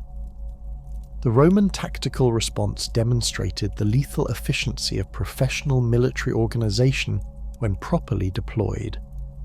The legions maintained their formation integrity throughout the British assault, using coordinated javelin volleys to disrupt Celtic charges before engaging with short swords in close combat, where Roman training and equipment provided decisive advantages. The auxiliary cavalry, held in reserve during the initial engagement, exploited the British collapse by pursuing fleeing warriors and preventing any possibility of rallying or regrouping for continued resistance. The slaughter that followed the British defeat effectively ended organised Celtic resistance in lowland Britain for generations. Tacitus records that 80,000 Britons died in the battle and subsequent pursuit, while Roman casualties numbered only 400 killed and slightly more wounded. These figures, even allowing for typical ancient exaggeration, indicate a massacre that eliminated not merely an army but much of the military leadership and warrior class of southeastern British tribes. Boudicca herself died shortly after the battle, either from poison or illness, removing the final symbol of British independence. The aftermath of Boudicca's defeat initiated a fundamental transformation in Roman policy toward Britain that would shape the province's development for the next 3 centuries. The rebellion had demonstrated both the dangers of heavy-handed exploitation and the potential for British loyalty when properly cultivated. Paulinus's initial response involved harsh reprisals against tribes that had supported the revolt, but his replacement by Petronius Turpilianus marked a shift toward conciliation and systematic Romanization that would prove far more effective than military coercion alone. The process of Romanization in Britain began with the reconstruction of destroyed settlements on grander scales that demonstrated both Roman power and the benefits of imperial rule.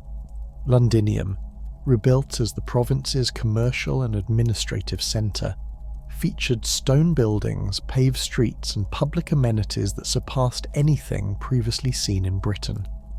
The new forum, basilica and amphitheatre provided spaces for Roman-style civic life, while the construction of public baths, temples and aqueducts introduced British populations to Mediterranean standards of urban living.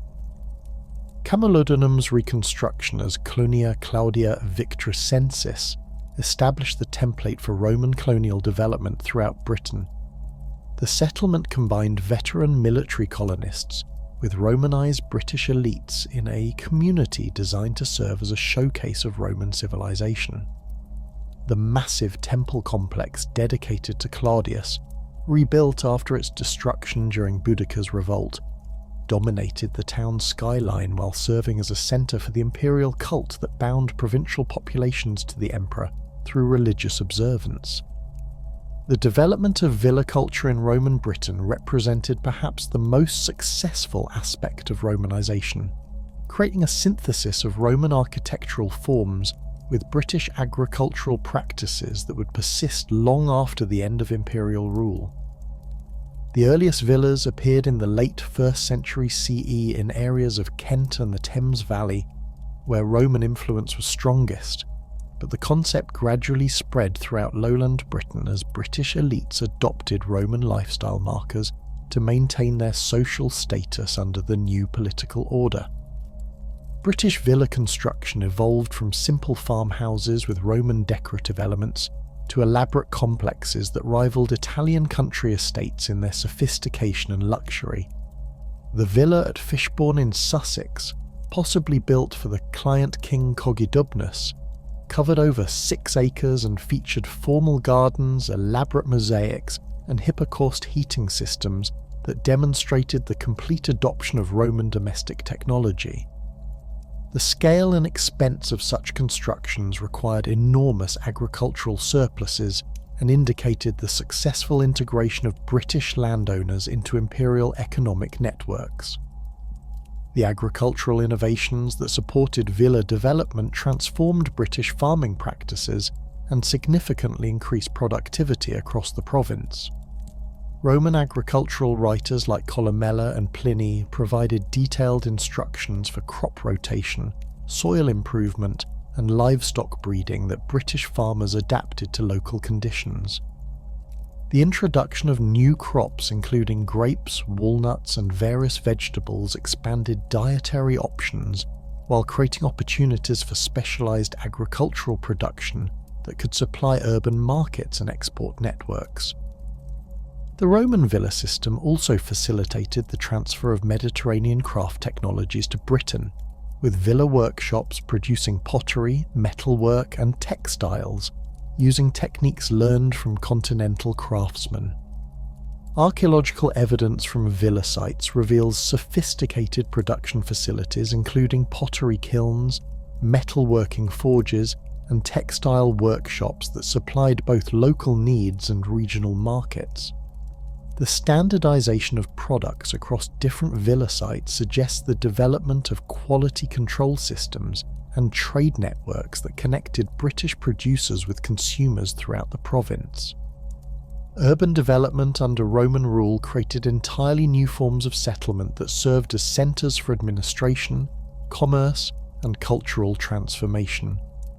Towns like Verulamium, Cirencester, and Winchester grew from small Celtic settlements into substantial urban centres, with populations reaching 5,000, 10,000 inhabitants. These communities featured the full range of Roman urban amenities including forums, basilicas, theatres, amphitheatres, and public baths that provided venues for Roman-style civic and social life. The construction of Roman towns required massive investments in infrastructure that demonstrated imperial commitment to provincial development. The engineering challenges involved in building aqueducts, sewers, and paved streets in British conditions necessitated the training of local craftsmen in Roman construction techniques while providing employment for thousands of workers. The economic impact of urban construction projects stimulated local industries and created markets for building materials that encouraged entrepreneurial activity throughout the province. Roman legal and administrative systems gradually replaced traditional Celtic law and governance, though the transition occurred over several generations and involved considerable adaptation to local conditions. The establishment of civitates based on pre-existing tribal territories allowed for continuity in local leadership, while introducing Roman legal concepts and administrative procedures. British aristocrats who accepted Roman citizenship gained access to imperial legal protections and commercial opportunities while retaining authority over their traditional followers.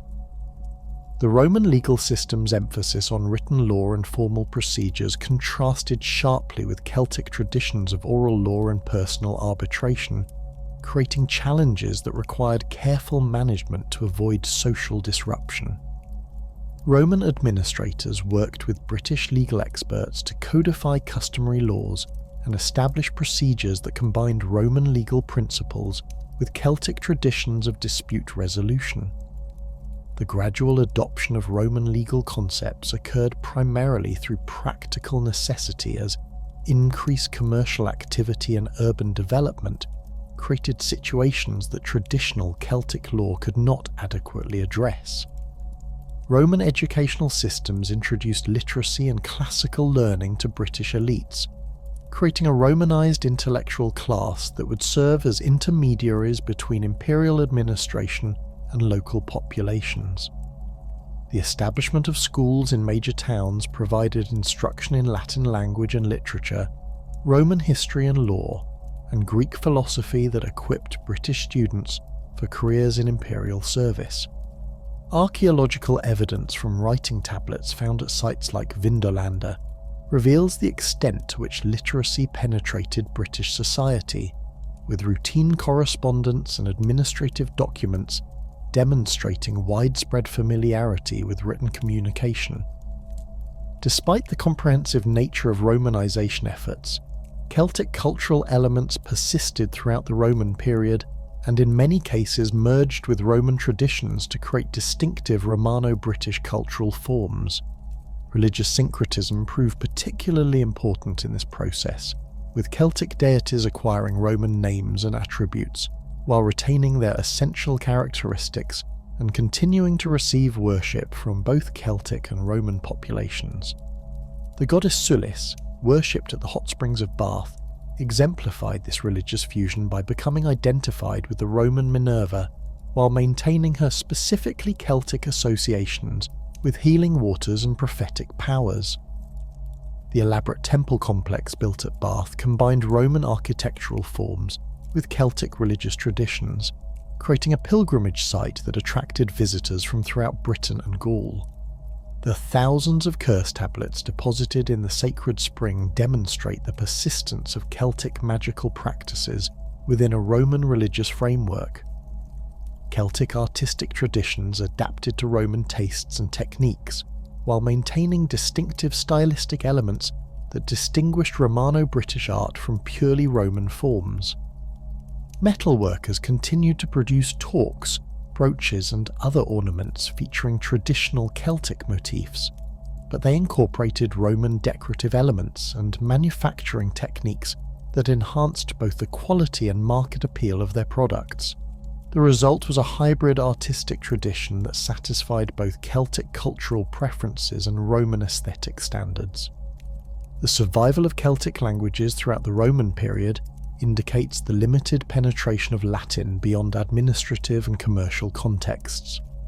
While urban elites and those involved in imperial service became fluent in Latin, the majority of the British population continued to speak Celtic languages in their daily lives.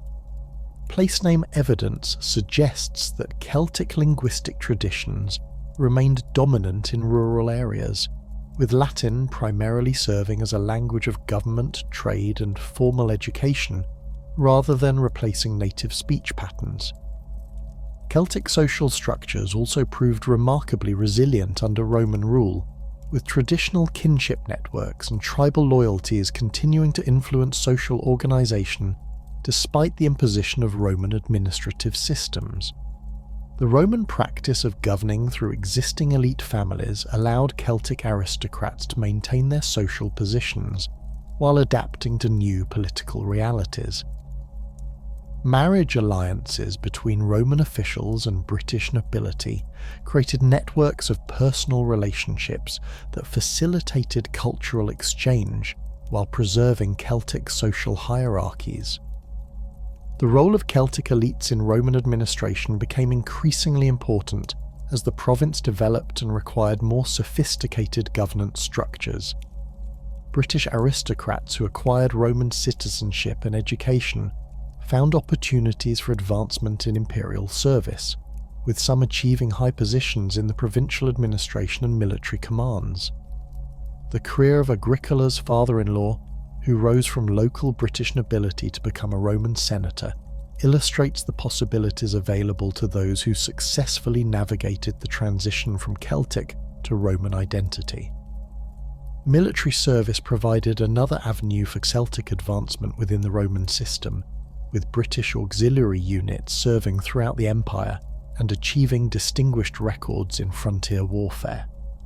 The Batavian cavalry units recruited from British tribes became renowned for their skill and loyalty, serving in campaigns from Germany to Dacia and earning recognition from emperors and military commanders. The military diplomas awarded to retiring auxiliaries provided pathways to Roman citizenship and social advancement that benefited entire families and communities. Economic transformation under Roman rule involved the integration of British production into Mediterranean trade networks that connected the province with markets throughout the empire. British exports, including wool, hides, hunting dogs and slaves, found ready markets in Gaul and Italy, while imports of wine, olive oil, pottery and luxury goods provided British consumers with access to Mediterranean products and lifestyle options. The development of standardized coinage and commercial law facilitated this trade, while creating opportunities for British merchants and entrepreneurs.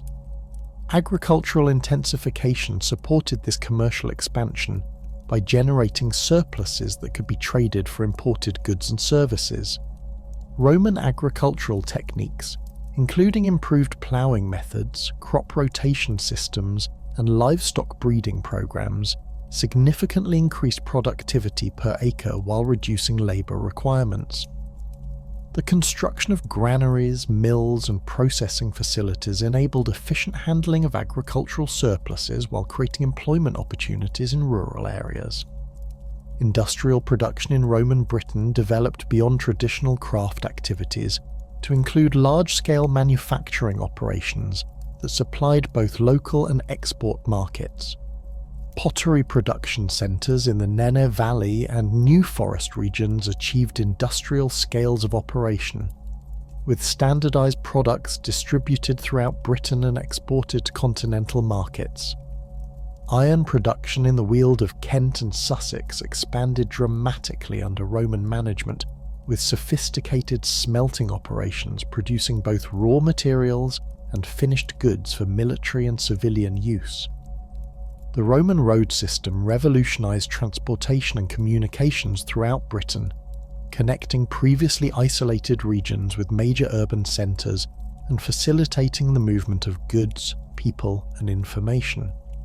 The construction of roads like Watling Street, Ermine Street and the Fosse Way required enormous investments in engineering and labour, but created permanent infrastructure that supported economic development for centuries. The standardized construction techniques and maintenance systems ensured reliable transportation even in difficult weather conditions that had previously made travel dangerous or impossible. Mining operations under Roman management exploited British mineral resources on unprecedented scales, with lead production in the Mendips and Pennines, silver extraction in Wales, and gold mining in Scotland generating substantial revenues for both local communities and the imperial treasury. The technical expertise required for deep mining operations necessitated the import of specialised workers and equipment from other provinces, creating opportunities for technology transfer and skill development among British workers. The persistence of Celtic cultural elements within this transformed economic and social landscape demonstrates the selective nature of Romanization and the agency of British populations in determining which aspects of Roman culture to adopt or reject. While urban elites embraced Roman lifestyle markers and educational systems, rural populations maintained traditional practices and beliefs that provided continuity with pre-Roman Celtic culture. This cultural persistence would prove crucial during the later imperial period, when Roman political control weakened and Celtic traditions provided alternative sources of identity and organisation. The gradual withdrawal of Roman legions from Britain beginning in the late 4th century CE created a power vacuum that would fundamentally reshape Celtic civilization. Yet this apparent collapse of imperial authority paradoxically enabled one of the most remarkable cultural transformations in European history. As Roman administrative structures crumbled and urban centres declined, Celtic societies across Britain and Ireland underwent a profound spiritual revolution that would not only preserve their cultural heritage, but also position them as leaders in the Christianization of medieval Europe. The introduction of Christianity to Celtic lands occurred through multiple channels and over several centuries, beginning with the missionary activities of figures like St. Ninian in Scotland around 400 CE, and culminating in the comprehensive conversion of Ireland under St. Patrick's influence in the mid-5th century. Unlike the often violent imposition of Christianity in other parts of the former Roman Empire, the Celtic conversion process demonstrated remarkable adaptability, with Christian missionaries skillfully incorporating existing Celtic religious practices and sacred sites into their evangelical strategies rather than attempting to completely eradicate pagan traditions. St. Patrick's mission to Ireland exemplified this syncretic approach to conversion, though the historical Patrick differs significantly from the legendary figure celebrated in later hagiographical accounts. Born into a Romano-British Christian family around 390 CE, Patrick experienced first-hand the collapse of Roman authority when Irish raiders captured him as a teenager and enslaved him for 6 years in Ireland. This traumatic experience, rather than creating hostility toward Irish culture, provided Patrick with intimate knowledge of Celtic society, language, and religious practices that would prove invaluable in his later missionary work. Patrick's return to Ireland as a bishop around 432 CE marked the beginning of systematic Christian evangelization that would transform Irish society within a single generation. His approach involved establishing episcopal centres at existing pagan religious sites, particularly hilltop locations that had served as assembly places for Celtic tribes. The famous Hill of Tara, traditional seat of the High Kings of Ireland, became one of Patrick's primary targets for conversion, with the saint reportedly confronting the Druids in direct theological debate during the celebration of Beltane, the Celtic Spring Festival. The rapid success of Patrick's mission stemmed from his understanding that Christianity could provide Irish Celtic society with organisational structures and intellectual frameworks that enhanced rather than replaced traditional cultural values. The Christian emphasis on literacy and learning appealed to Celtic elites who had maintained oral traditions for centuries, but recognised the advantages of written communication for legal, commercial and administrative purposes. The monastic system that Patrick introduced offered alternative pathways to social advancement that complemented existing Celtic institutions rather than competing with them. The development of Irish monasticism created entirely new forms of religious organisation that would influence Christian practice throughout medieval Europe. Unlike the urban-based episcopal system that had evolved in the Roman Empire, Irish Christianity adapted to the rural, tribal nature of Celtic society by establishing monastic communities that served as centres for education, craft production, and agricultural innovation. These monasteries, often founded on islands or in remote valleys, provided secure environments for scholarly activity while maintaining connections with surrounding communities through their economic and educational functions. The monastery at Clonmacnoise, founded by St Cyran around 548 CE on the banks of the River Shannon, exemplified the Irish monastic model that would spread throughout Celtic lands and beyond. The site's strategic location at the intersection of major river and land routes enabled it to serve as a centre for trade and communication, while its extensive lands supported a community of several hundred monks engaged in manuscript copying, metalworking, stone carving, and agricultural experimentation. Archaeological excavations at Clonmacnoise have revealed sophisticated workshops where monks produced illuminated manuscripts, carved stone crosses, and crafted metalwork that combined Christian symbolism with traditional Celtic artistic motifs. The preservation of Celtic culture through monastic scriptoriums represents one of the most significant intellectual achievements of the early medieval period. Irish monks working in monasteries like Clonmacnoise, Glendalough and Armagh copied not only Christian texts, but also preserved vast quantities of Celtic literature, law codes, genealogies, and historical records that would otherwise have been lost. The decision to write down previously oral traditions required the development of standardized orthographies for Celtic languages and the creation of new vocabulary to express Christian concepts in native tongues. The famous Book of Kells, produced in Irish monasteries around 800 CE, demonstrates the sophisticated synthesis of Christian and Celtic artistic traditions that characterized this period. The manuscript's elaborate illuminations feature interlacing patterns derived from Tène metalwork, zoomorphic designs rooted in Celtic religious symbolism, and innovative combinations of colours and forms that created entirely new artistic vocabularies. The technical skill required for such productions necessitated decades of training and access to expensive materials, including vellum, gold leaf, and exotic pigments that could only be obtained through extensive trade networks. Irish monastic schools attracted students from throughout Britain and continental Europe, earning Ireland the designation Land of Saints and Scholars that reflected its reputation as a centre of Christian learning. The curriculum at these schools combined traditional Celtic education in law, poetry and genealogy with Christian theology, Latin literature and Greek philosophy, creating learned men who possessed both deep knowledge of their own cultural traditions and familiarity with Mediterranean intellectual heritage.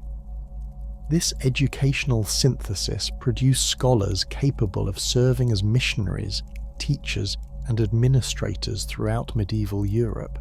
The missionary activities of Irish monks during the 6th through 8th centuries established Celtic Christian influence from Scotland to Italy, with figures like St Columba, St Columbanus, and St Gall founding monasteries that became major centres of learning and cultural transmission. St Columba's establishment of the monastery on Iona around 563 CE created a base for the conversion of Scotland and northern England, while his missionary activities among the Picts demonstrated the adaptability of Celtic Christianity to diverse cultural contexts. Columba's approach to missionary work among the Picts involved careful study of their social organisation and religious practices, enabling him to present Christianity in terms that resonated with existing cultural values. Archaeological evidence from Pictish sites shows the gradual adoption of Christian symbols alongside traditional Pictish artistic motifs, suggesting a process of cultural synthesis rather than wholesale replacement of native traditions. The famous Pictish symbol stones from this period display Christian crosses integrated with traditional symbols like the double disc and Z-rod, indicating the successful merger of Christian and Celtic religious concepts. The monastery on Iona became a major centre for manuscript production and artistic innovation, with monks developing distinctive styles of illumination and stone carving that influence Christian art throughout Britain and Ireland. The Ona Scriptorium produced numerous gospel books and liturgical texts that were distributed to daughter houses throughout Scotland and northern England, spreading both Christian doctrine and Celtic artistic traditions across wide geographical areas. The monastery's strategic location in the Inner Hebrides enabled it to maintain connections with both Irish and Scottish communities, while serving as a way station for travellers and pilgrims moving between different Celtic regions.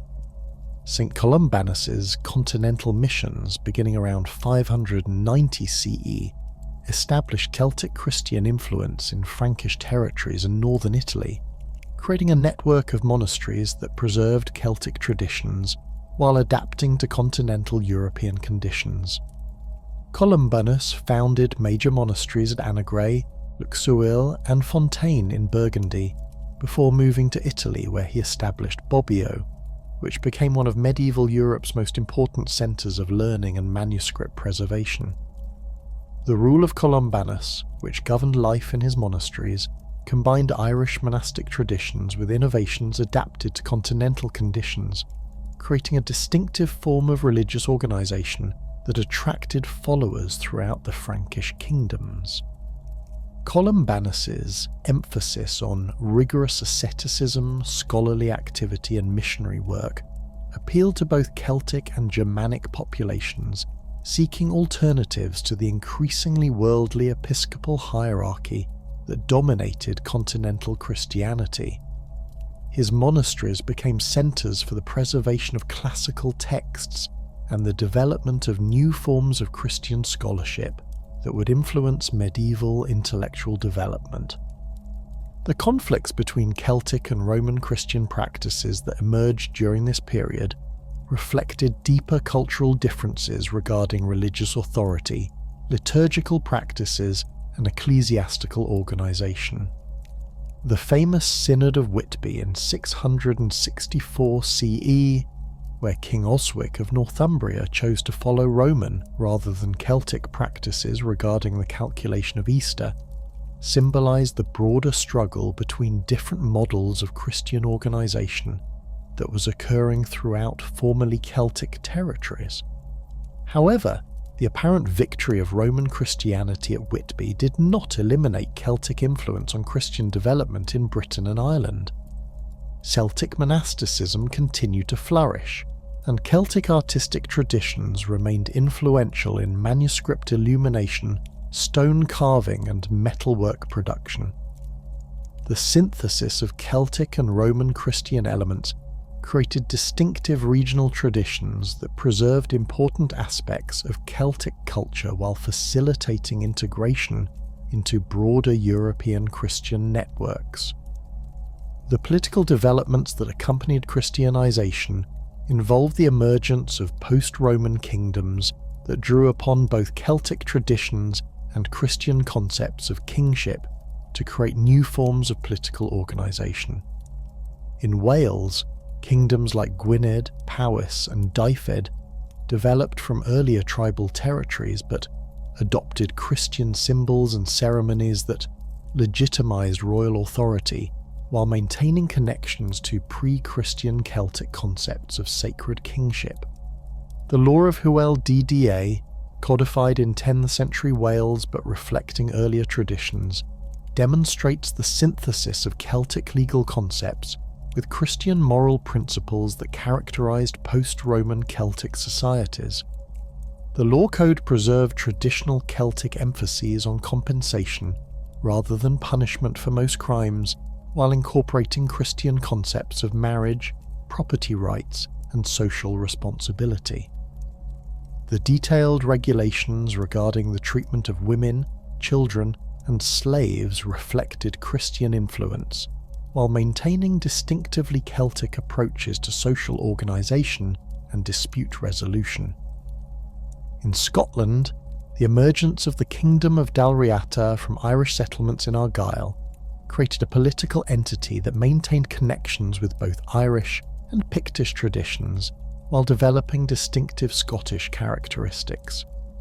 The famous Census Ferenn Alban, a genealogical and legal text that recorded the organisation of Dal Riata, demonstrates the persistence of Celtic kinship structures and legal concepts within a Christianized political framework. The text detailed information about military obligations, tribute payments, and territorial divisions reveals sophisticated administrative systems that combined Celtic traditions with innovations adapted to Scottish conditions. The gradual unification of Scotland under Kenneth MacAlpin in the mid-9th century involved the merger of Pictish and Scottish kingdoms through processes that preserved important elements of both cultures while creating new synthetic traditions. Archaeological evidence from sites like Dunad, the royal centre of Dalriata, reveals the continuation of Celtic artistic traditions alongside the adoption of Christian symbols and practices. The famous footprint carved into the rock at Dunad, used in royal inauguration ceremonies, demonstrates the persistence of ancient Celtic concepts of sacred kingship within Christian political frameworks. Irish political development during this period involved the complex interaction of traditional tribal structures with Christian concepts of authority and law. The emergence of powerful dynasties like the Uí Néill in the north and the Uganachta in the south created larger political units that maintained Celtic organisational principles while adopting Christian legitimisation strategies.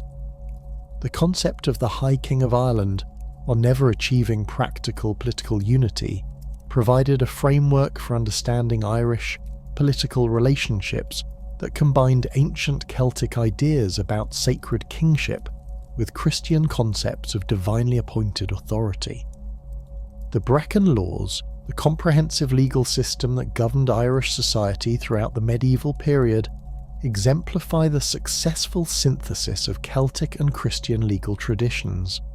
These laws, preserved in manuscripts copied by monastic scribes, maintain traditional Celtic emphases on compensation, kinship obligations, and social status, while incorporating Christian moral principles and ecclesiastical privileges.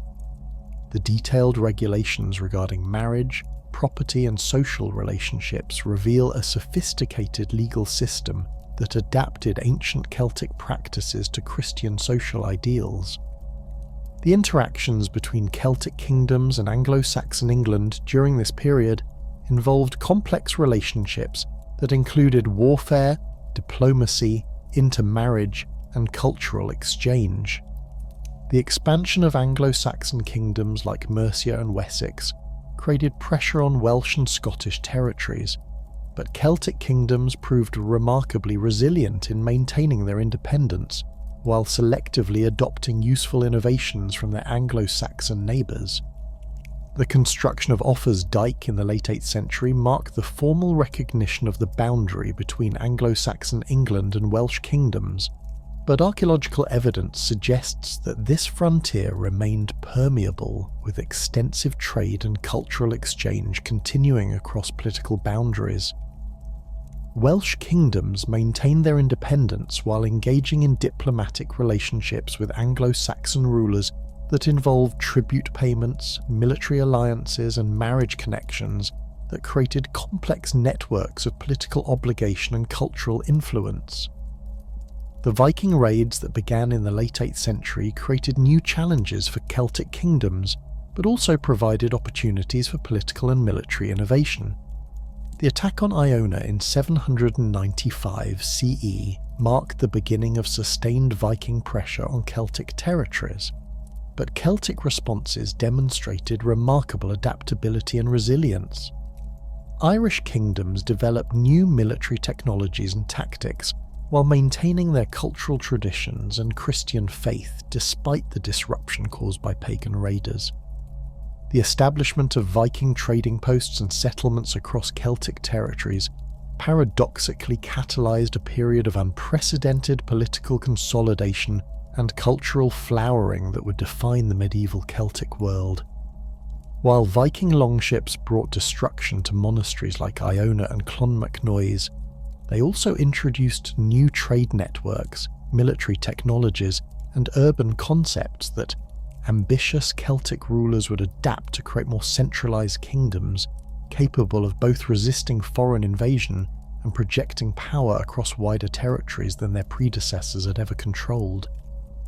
Kenneth MacAlpin's unification of the Picts and Scots around 843 CE represents the most successful example of this political transformation, creating the Kingdom of Scotland through a complex process that involved military conquest, diplomatic marriage alliances, and the strategic exploitation of Pictish succession disputes.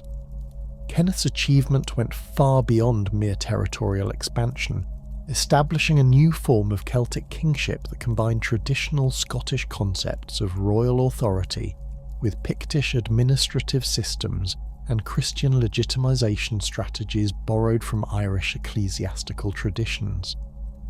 The circumstances surrounding Kenneth's rise to power demonstrate the sophisticated political calculations that characterized 9th century Celtic leadership. As King of Dalriata, Kenneth faced increasing pressure from Viking raids that had devastated his western territories while simultaneously recognizing opportunities created by the extinction of the main Pictish royal line following a series of devastating defeats by Viking forces. His claim to the Pictish throne through his mother's lineage reflected the matrilineal succession practices that had governed Pictish society for centuries, but his successful assertion of this claim required military campaigns that established Scottish dominance over the more numerous and wealthy Pictish population. Kenneth's establishment of his capital at Scone marked a deliberate break with traditional Scottish political centres in the west, positioning his new kingdom's ceremonial heart in the fertile lowlands that had formed the core of Pictish power.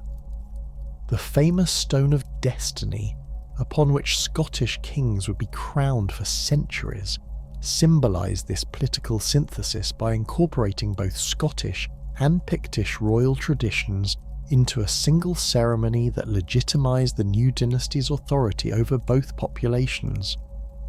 Archaeological evidence from Scone reveals extensive construction projects during Kenneth's reign that created a royal complex capable of accommodating the administrative needs of a much larger and more complex kingdom than previous Celtic rulers had governed. The integration of Pictish and Scottish populations under Kenneth's rule required careful management of cultural differences and competing claims to land and authority. The Pictish system of provinces governed by mormaers provided an administrative framework that Kenneth adapted to Scottish needs, creating a hierarchy of regional governors who maintained local authority while acknowledging royal supremacy. This system enabled the new kingdom to govern diverse populations across vast territories while preserving local customs and legal traditions that might otherwise have created sources of resistance to Scottish rule. Kenneth's successors built upon his achievements by expanding Scottish authority into previously independent territories and developing more sophisticated governmental institutions that could manage the complex challenges of ruling a multi-ethnic kingdom. Constantine I and Donald I consolidated Scottish control over former Pictish territories while beginning the process of extending Scottish influence into Lothian and the Borders, regions that had previously been controlled by Northumbrian Anglo-Saxon kings. These expansion efforts involved not only military campaigns, but also the establishment of new monasteries and administrative centres that projected Scottish cultural influence into newly conquered territories.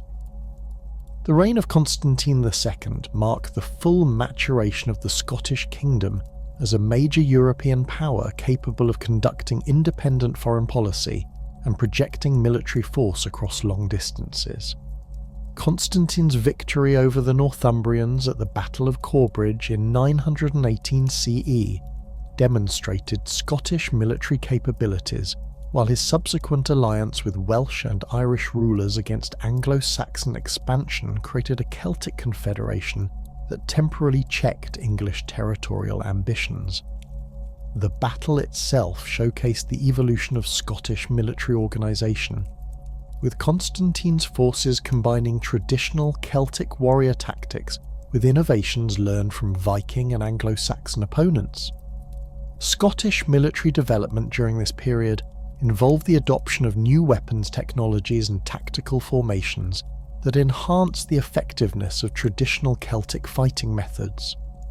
Archaeological evidence from Scottish sites reveals the increasing use of mail armour, steel weapons, and cavalry equipment that required substantial economic resources and specialised craftsmen to produce.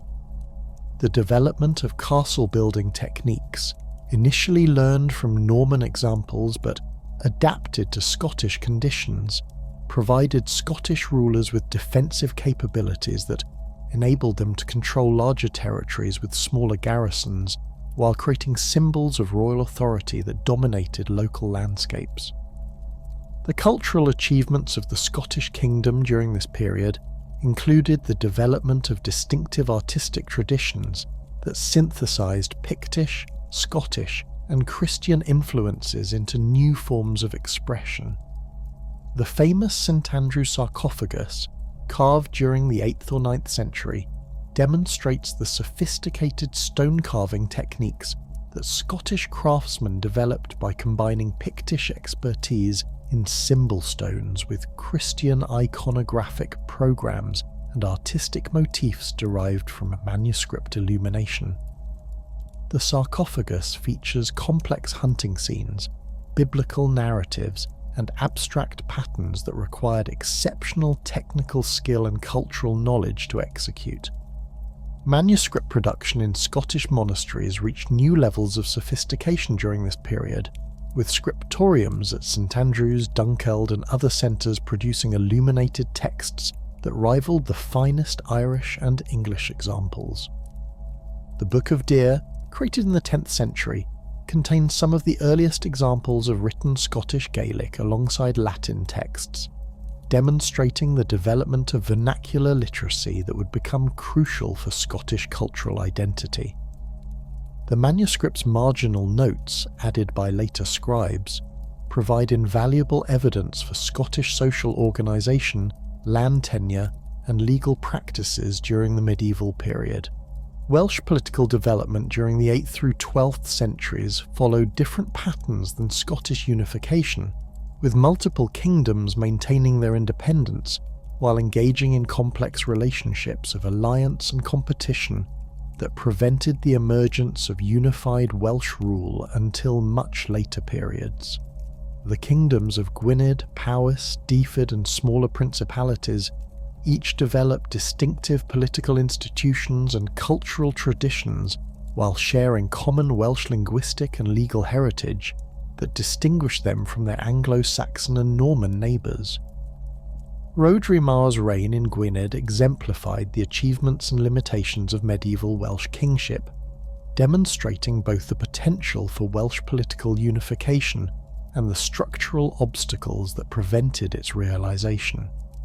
Rhodri's military successes against Viking raiders earned him recognition throughout Celtic Europe, while his marriage alliances with ruling families in Powys and Ceredigion created a network of relationships that temporarily brought much of Wales under his influence. However, the traditional Welsh practice of dividing inheritance among all male heirs meant that Rhodri's achievements were fragmented among his sons, preventing the establishment of permanent unified rule.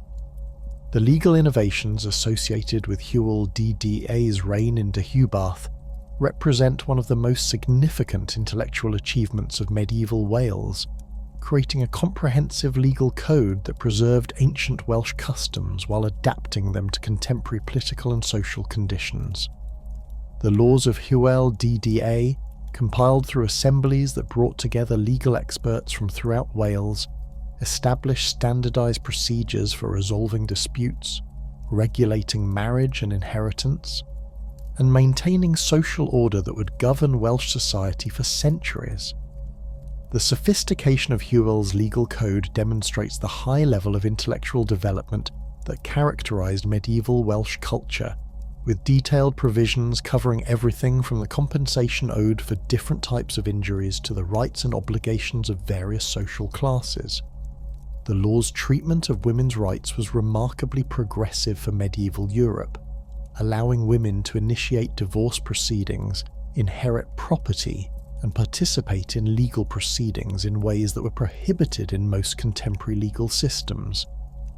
The code's emphasis on compensation rather than punishment for most crimes reflected ancient Celtic legal traditions while incorporating Christian moral principles that emphasised reconciliation and social harmony.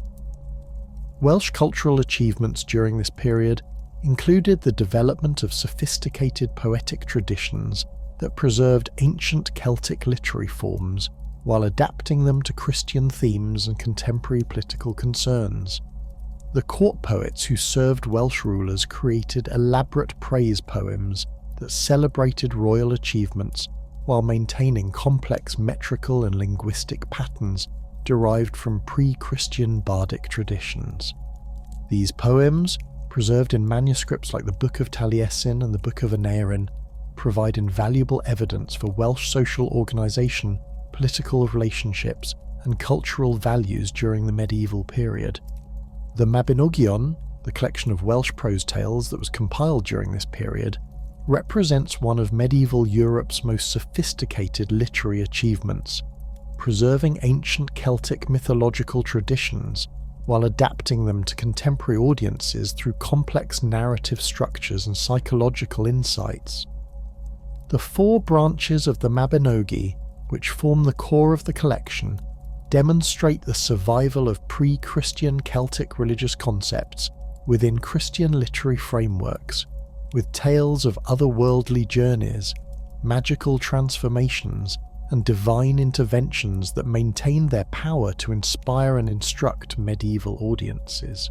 The literary sophistication of the Mabinogion reflects the high level of cultural development that characterised medieval Welsh courts, with professional storytellers maintaining oral traditions that were eventually committed to writing by monastic scribes. The tale's complex narrative structures, which often involve multiple time periods and interconnected character relationships, required audiences with considerable cultural knowledge and literary sophistication to fully appreciate their meanings. The preservation of these stories in written form enabled their transmission to later generations while maintaining the flexibility and adaptability that had characterised oral tradition. Irish political development during the 8th through 12th centuries involved the emergence of powerful provincial kingdoms that competed for recognition as High Kings of Ireland, while maintaining the traditional Irish emphasis on kinship-based political organisation. The Nael dynasties in the north and the various southern kingdoms developed increasingly sophisticated governmental institutions, while preserving the cultural traditions and legal systems that distinguished Irish society from its neighbours. Brian Bru's reign as High King represented the closest approach to unified Irish rule during the medieval period, demonstrating both the potential for Irish political consolidation and the cultural factors that prevented its permanent achievement.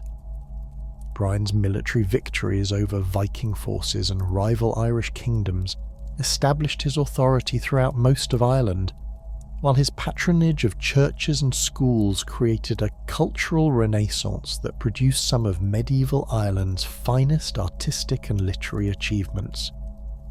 The Battle of Clontarf in 1014 CE marked both the zenith and the end of Brian Bru's achievements, with his victory over a coalition of Viking and Irish forces securing Irish independence from foreign domination, while his death in the battle eliminated the personal authority that had held his coalition together. The battle itself demonstrated the evolution of Irish military organisation, with Brian's forces combining traditional Irish fighting methods with innovations learned from Viking opponents and continental European military developments. Irish cultural achievements during Brian Bru's reign included the production of some of medieval Europe's finest illuminated manuscripts, metalwork and stone carving that synthesized traditional Irish artistic motifs with influences derived from Viking, Anglo-Saxon, and continental European sources. The Cross of Cong, created to house a relic of the True Cross, demonstrates the sophisticated metalworking techniques that Irish craftsmen had developed by combining traditional Celtic methods with new technologies and decorative motifs learned through expanded trade contacts. The development of Irish historical writing during this period produced chronicles and genealogies that preserved ancient Irish traditions while adapting them to contemporary political needs. The Annals of Ulster, the Annals of the Four Masters, and other historical compilations created comprehensive records of Irish political development that enabled later generations to understand their cultural heritage while providing contemporary rulers with legitimizing narratives that supported their political claims. The interactions between Celtic kingdoms and Viking settlers during this period created complex relationships that involved warfare, trade, intermarriage, and cultural exchange that transformed both Celtic and Scandinavian societies. The establishment of Viking towns like Dublin, Cork, Waterford, and Limerick introduced urban concepts to Ireland, while creating new centres for trade and craft production that enhanced Irish economic development. These Viking settlements became integrated into Irish political systems through marriage alliances and military partnerships that created hybrid cultures combining Celtic and Scandinavian elements. The cultural exchange between Celtic and Viking populations produced distinctive artistic traditions that combined Scandinavian decorative motifs with Celtic technical expertise and Christian symbolic programs. The earnest style of decoration, which emerged from this cultural synthesis, influenced artistic production throughout Northern Europe while creating distinctively Irish and Scottish variants that reflected local preferences and technical traditions. Archaeological evidence from sites like Dublin's Wood Quay reveals the extent of this cultural interaction, with artifacts displaying complex combinations of Celtic, Viking, and Christian influences. The Arthurian literary tradition that emerged during this period represents one of medieval Europe's most influential cultural developments, transforming ancient Celtic heroic traditions into sophisticated literary works that would influence European culture for centuries. The historical Arthur, if he existed, was likely a post-Roman British war leader who organised Celtic resistance to Anglo-Saxon expansion. But the literary Arthur became a symbol of idealised kingship that incorporated Celtic concepts of sacred authority with Christian moral principles and chivalric values derived from continental European traditions. The development of Arthurian literature involved the gradual transformation of Welsh and Breton oral traditions into written works that adapted Celtic mythological themes to contemporary audiences throughout medieval Europe. Geoffrey of Monmouth's History of the Kings of Britain, completed around 1136 CE, provided the foundation for later Arthurian literature by creating a comprehensive narrative framework that combined historical chronicles with legendary materials derived from Celtic sources. Geoffrey's work demonstrated the continuing influence of Celtic cultural traditions on medieval European literature, while adapting these traditions to contemporary political and religious concerns. The Celtic artistic renaissance that accompanied these political and literary developments produced some of medieval Europe's finest achievements in manuscript illumination, metalwork, and stone carving. The Book of Kells, completed during this period, represents the culmination of Celtic manuscript art with its complex geometric patterns, zoomorphic decorations, and innovative use of colour that required exceptional technical skill and cultural knowledge to achieve. The manuscript's artistic program combines Christian iconography with traditional Celtic decorative motifs in ways that created entirely new forms of visual expression. Celtic metalworking during this period achieved unprecedented levels of sophistication, with craftsmen producing elaborate reliquaries, crosses, and secular objects that demonstrated mastery of complex techniques, including filigree work, cloisonne enamelling, and repousse decoration. The Ardagh chalice, created in 8th century Ireland, exemplifies this technical achievement with its combination of silver, gold, bronze, and enamel work that required collaboration among specialists in different metalworking techniques.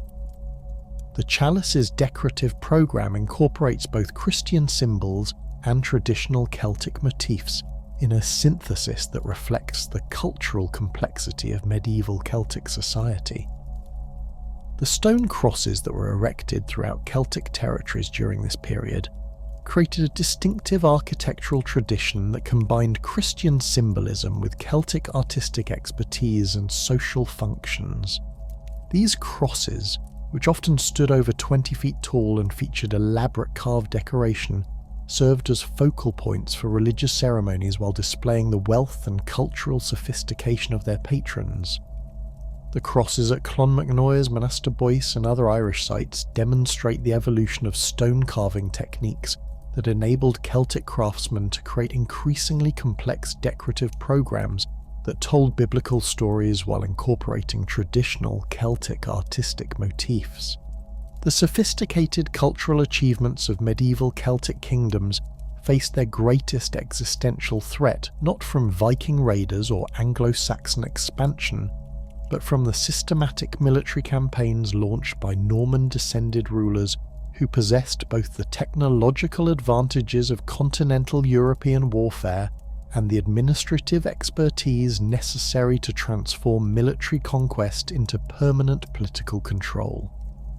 The Anglo-Norman invasion of Ireland in 1169, initiated by the exiled king of Leinster Diarmait MacMurchada's appeal for foreign assistance, marked the beginning of a centuries-long process that would fundamentally alter the political landscape of Celtic Europe while simultaneously creating the conditions that would preserve and transform Celtic cultural identity in unexpected ways.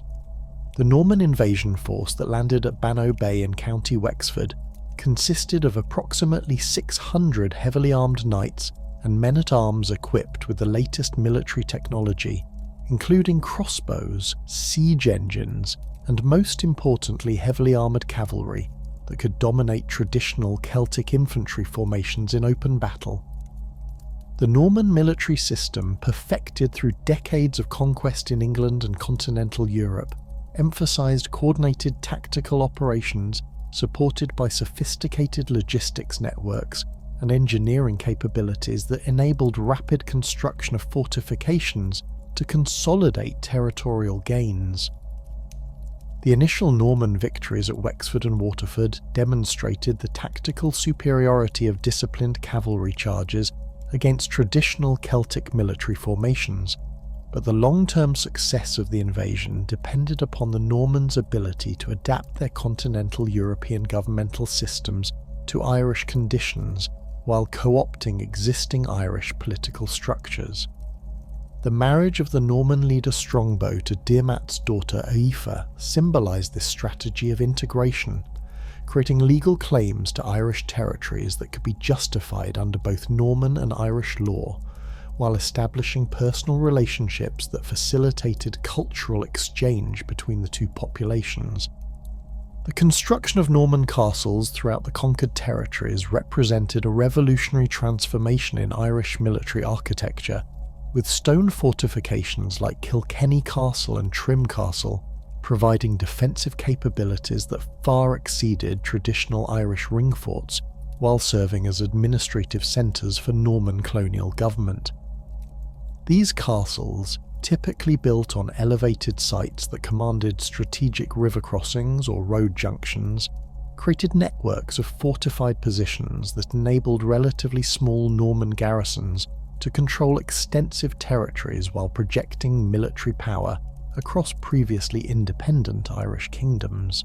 However, the Norman conquest of Ireland proved far less complete than their earlier success in England, with large areas of the island remaining under Irish control, while many Norman settlers gradually adopted Irish customs, language, and legal practices in a process that contemporary observers described as becoming more Irish than the Irish themselves.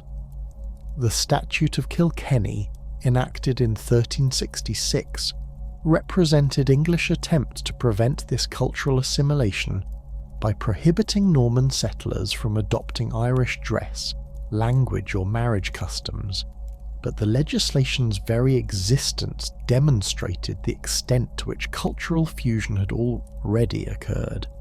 The English conquest of Wales followed different patterns, but achieved more systematic results, with Edward VI's campaigns between 1277 and 1283 establishing direct English control over the Principality of Gwynedd while reducing other Welsh kingdoms to tributary status. The construction of massive stone castles at Caernarfon, Conwy, Harlech and Beaumaris created an integrated defensive system that could be supplied by sea while dominating the mountainous terrain that had previously provided Welsh forces with tactical advantages against English armies.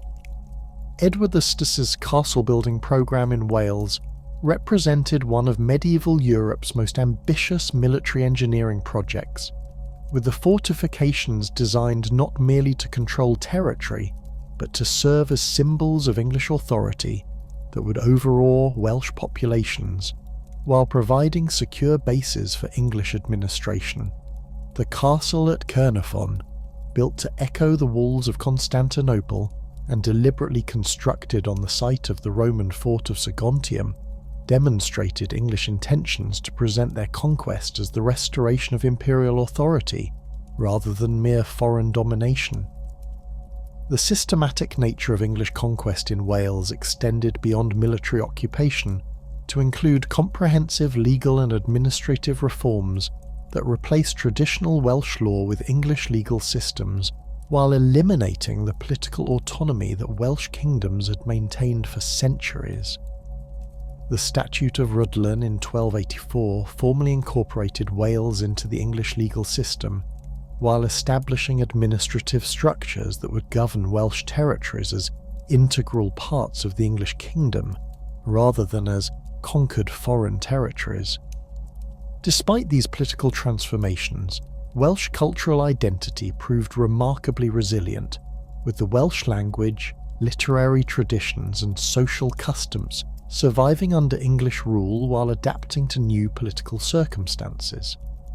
The bardic tradition that had served Welsh courts for centuries continued to flourish under English rule, with poets like Dafydd ap Gwilym creating sophisticated works that maintained traditional Welsh poetic forms while incorporating influences from continental European literature and contemporary political developments. The gradual integration of Scotland into the English political system followed more complex patterns that involved both military conquest and diplomatic negotiation, with the Wars of Scottish Independence demonstrating both the vulnerability of Scottish political institutions to English pressure and the remarkable capacity of Scottish society to resist foreign domination through sustained military campaigns supported by popular nationalism.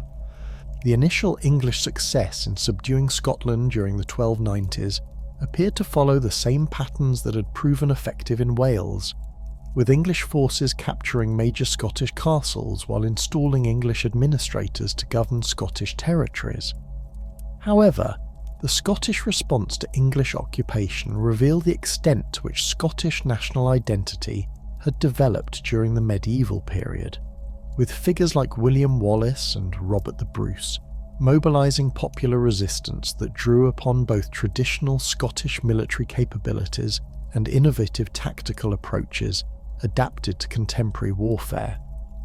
The Battle of Stirling Bridge in 1297 demonstrated Scottish tactical innovation under Wallace's leadership, with Scottish forces using their intimate knowledge of local terrain to trap English cavalry in marshy ground, where their technological advantages became liabilities.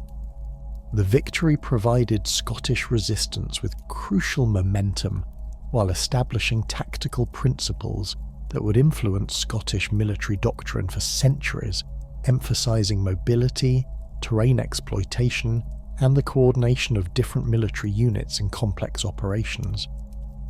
Robert the Bruce's subsequent campaigns established the strategic framework for Scottish independence through a combination of guerrilla warfare, diplomatic initiatives, and conventional military operations that gradually wore down English resolve while building Scottish institutional capacity.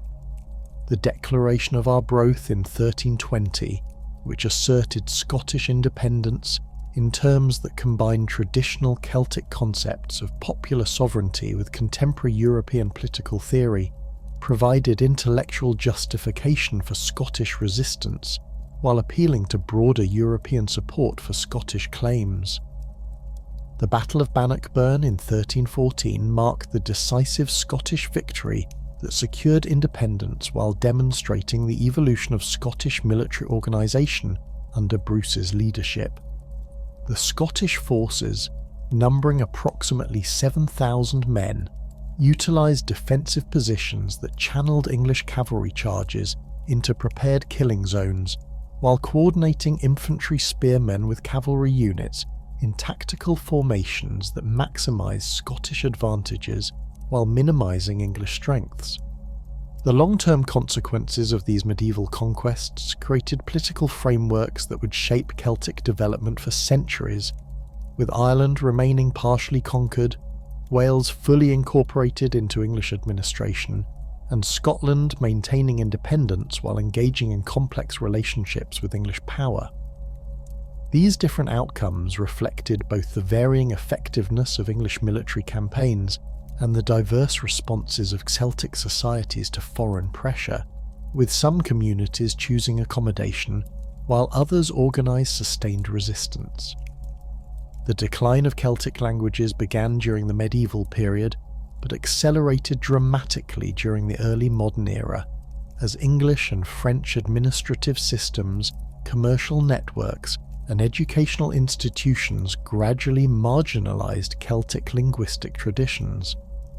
The replacement of Latin with vernacular languages in government and education initially benefited Celtic languages in some regions, but the increasing centralisation of political authority and the growth of commercial economies favoured languages that provided access to wider markets and administrative opportunities. In Ireland, the English-speaking population concentrated in the Pale around Dublin gradually expanded its influence through commercial and administrative advantages, while Irish remained the primary language of rural populations and traditional Irish social elites.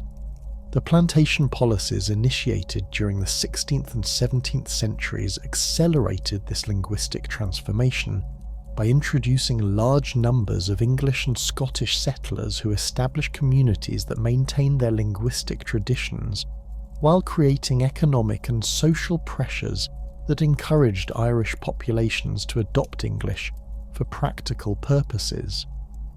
The penal laws enacted against Irish Catholics during the 17th and 18th centuries created additional pressures for linguistic assimilation by restricting Irish access to education, land ownership, and professional opportunities while providing advantages to those who adopted English customs and Protestant religion. These policies, while primarily designed to maintain political control and religious conformity, had profound effects on Irish linguistic development by creating social hierarchies that associated English with advancement and opportunity, while relegating Irish to rural and traditional contexts. In Wales, the Act of Union in 1536 established English as the sole language of government and law, while prohibiting the use of Welsh in official contexts, creating systematic disadvantages for Welsh speakers in legal proceedings, administrative positions, and commercial transactions.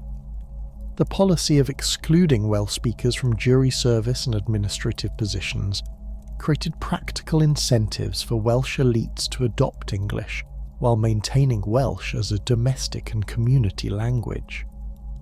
The development of Welsh Protestant religious traditions during the 16th and 17th centuries provided crucial support for Welsh linguistic survival by creating religious contexts where Welsh remained the primary language of worship and religious instruction. The translation of the Bible into Welsh in 1588 by William Morgan established standardised Welsh orthography while providing Welsh speakers with access to religious texts in their native language, creating educational and cultural resources that supported linguistic maintenance. Scottish Gaelic faced similar pressures following the union of the crowns in 1603 and the subsequent political integration of Scotland into the British system, with English becoming the language of administration, education, and commercial advancement, while Gaelic remained primarily associated with Highland rural communities. The Jacobite uprisings of the 18th century created additional pressures on Gaelic culture by associating Highland traditions with political rebellion, leading to systematic efforts to suppress Gaelic language, dress, and cultural practices following the Battle of Culloden in 1746. The Highland clearances of the 18th and 19th centuries devastated Gaelic-speaking communities by forcing large populations to emigrate to North America and Australia, while replacing traditional clan-based social organisation with commercial sheep farming that required fewer workers and provided little support for Gaelic cultural traditions.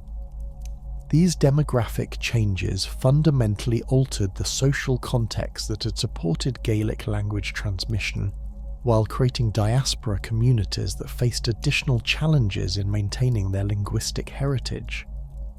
The Celtic cultural revival that began during the 18th century represented a complex response to these pressures that combined romantic nationalism with scholarly investigation of Celtic heritage, creating new forms of Celtic identity that drew upon historical traditions while adapting them to contemporary political and cultural circumstances. The Ossian poems published by James Macpherson in the 1760s, regardless of their controversial authenticity, demonstrated European fascination with Celtic literary traditions while providing inspiration for Romantic nationalism throughout Europe. The scholarly investigation of Celtic languages and literature during the 18th and 19th centuries established academic foundations for Celtic cultural revival by creating systematic studies of Celtic linguistic relationships, historical development, and literary traditions. The work of scholars like Edward Llwyd, who published the first comparative study of Celtic languages in 1707, provided scientific evidence for Celtic cultural unity while documenting the diversity of Celtic linguistic traditions across different regions and time periods. The establishment of Celtic studies as an academic discipline during the 19th century created institutional support for Celtic cultural preservation, while training generations of scholars who would document, analyse and promote Celtic heritage through universities, museums and cultural organisations. The Royal Irish Academy, founded in 1785, and similar institutions in Wales and Scotland provided forums for Celtic scholarship while creating networks of scholars and cultural activists who collaborated in preserving and promoting Celtic traditions. The political dimensions of Celtic cultural revival became increasingly important during the 19th century as Celtic identity became associated with movements for political autonomy and cultural self-determination. The Irish cultural revival, led by figures like Douglas Hyde and the Gaelic League, emphasised the connection between Irish language preservation and Irish political independence, creating cultural programmes that supported both linguistic revival and nationalist political movements. The Welsh cultural revival centred on the Eisteddfod tradition, which was revived and systematised during the 19th century to create competitive festivals that celebrated Welsh language, literature, and musical traditions, while providing venues for cultural education and community building. The National Eisteddfod of Wales, established in its modern form during the 1860s, became a crucial institution for Welsh cultural preservation, while demonstrating the continuing vitality of Welsh artistic traditions. Scottish cultural revival took different forms in Highland and Lowland regions, with Highland revival emphasising Gaelic language and traditional clan culture, while Lowland revival focused on Scots language and border traditions. The romanticisation of Highland culture following the Jacobite defeats created complex relationships between authentic cultural preservation and invented traditions that served contemporary political and cultural needs while sometimes obscuring historical realities. The global spread of Celtic cultural influence during the 19th and 20th centuries occurred primarily through emigration from Celtic regions to North America, Australia, and other destinations where Celtic immigrants established communities that maintained their cultural traditions while adapting them to new environments.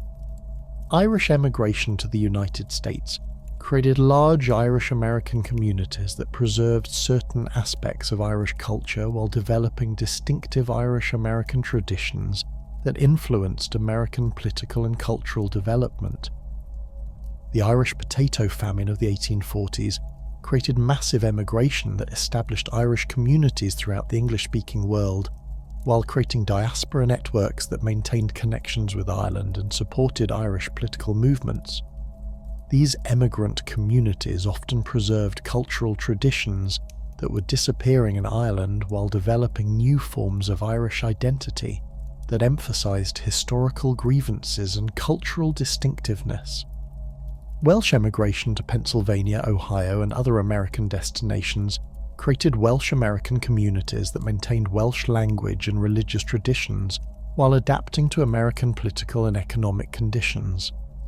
The Welsh settlements in Patagonia, established during the 1860s, represented the most systematic attempt to create Welsh-speaking communities outside Wales while maintaining direct connections with Welsh cultural institutions. Scottish emigration created Highland communities throughout North America that preserved Gaelic language and cultural traditions while developing distinctive Scottish-American and Scottish-Canadian identities. The Highland Games tradition, which became popular in North American Scottish communities, combined authentic Scottish athletic competitions with invented traditions that served contemporary community-building needs while maintaining connections to Scottish heritage. The 20th century witnessed both continued decline and remarkable revival of Celtic languages and cultures, with political developments creating new opportunities for Celtic cultural expression, while modern communications technology enabled global networks of Celtic cultural enthusiasts. The establishment of independent Ireland in 1922 created the first modern Celtic nation-state, while providing institutional support for Irish language revival and cultural preservation. The Irish language revival movement achieved mixed results, with Irish becoming an official language of the Irish state while failing to achieve widespread popular usage outside of designated Gaeltacht regions. The development of Irish language education, media, and cultural institutions created infrastructure for language maintenance, while political support ensured continued government funding for Irish language programs. Welsh language revival achieved greater success during the late 20th century through political campaigns that secured official status for Welsh, while creating Welsh language education systems and media outlets that served growing numbers of Welsh speakers. The establishment of S4C, the Welsh language television channel, in 1982 provided crucial media support for Welsh language maintenance, while creating new opportunities for Welsh cultural expression. Scottish Gaelic revival faced greater challenges due to the smaller number of speakers and the geographic concentration of Gaelic-speaking communities in remote areas, but political devolution in Scotland created new opportunities for Gaelic cultural support, while European Union policies supporting minority languages provided additional resources for Gaelic preservation programs. The development of Celtic music as a global phenomenon during the late 20th century demonstrated the continuing appeal of Celtic cultural traditions while creating new forms of Celtic identity that transcended national boundaries. Irish traditional music, popularised by groups like the Chieftains and later Riverdance, became internationally recognised while influencing popular music development throughout the world. The commercial success of Celtic music created economic incentives for cultural preservation, while sometimes simplifying complex cultural traditions for mass consumption. The global popularity of Celtic festivals, Celtic spirituality, and Celtic artistic traditions demonstrated the continuing resonance of Celtic cultural themes while creating new contexts for Celtic identity that extended far beyond traditional Celtic regions. Contemporary Celtic identity in the 21st century reflects both the persistence of historical traditions and the adaptation of Celtic culture to modern circumstances, with Celtic communities maintaining their distinctive characteristics while participating fully in contemporary European and global societies. The political autonomy movements in Scotland, Wales, and Northern Ireland have achieved varying degrees of success while demonstrating the continuing relevance of Celtic political traditions in contemporary democratic contexts. The Scottish independence referendum of 2014, though unsuccessful, demonstrated the vitality of Scottish national identity while creating new discussions about the relationship between cultural identity and political sovereignty. The Brexit referendum and its aftermath have created new dynamics in Celtic political development, with Scotland and Northern Ireland voting to remain in the European Union, while England and Wales voted to leave, creating potential constitutional crises that may reshape the United Kingdom's political structure. Welsh devolution has created new institutions for Welsh self-government, while supporting Welsh language revival and cultural preservation through educational policies and media development. The success of Welsh medium education in creating new generations of Welsh speakers demonstrates the potential for minority language revival under supportive political conditions.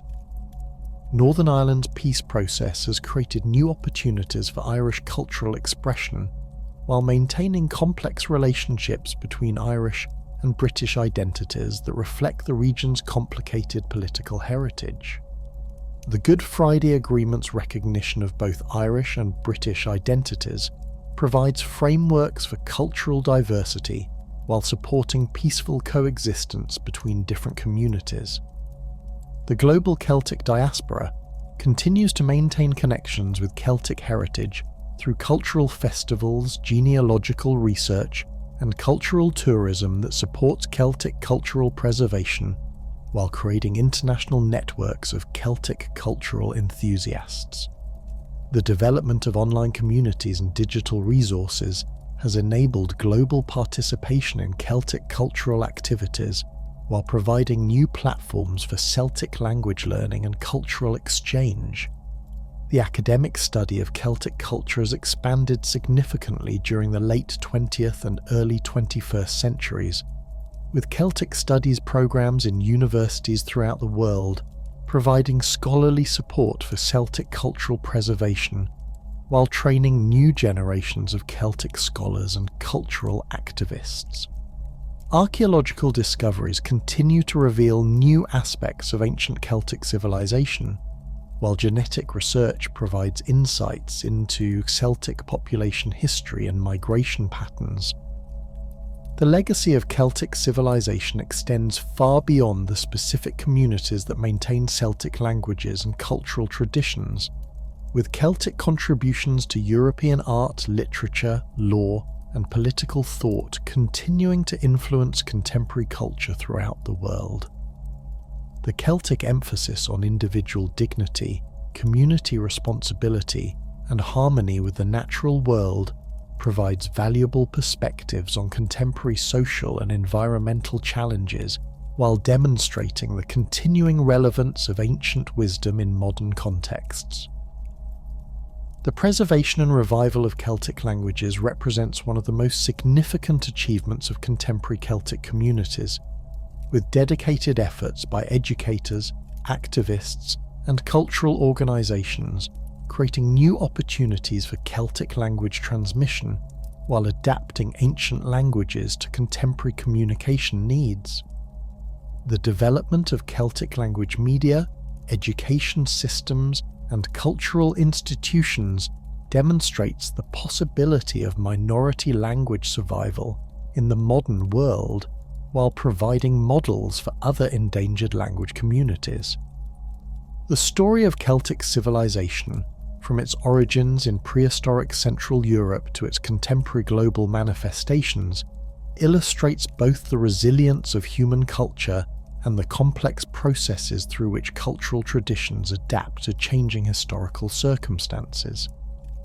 The Celts' journey from Iron Age warriors to modern European citizens demonstrates the capacity of human communities to maintain their distinctive identities while participating fully in broader civilizational developments, creating legacies that continue to enrich human culture and provide inspiration for future generations seeking to balance tradition with innovation in an increasingly interconnected world.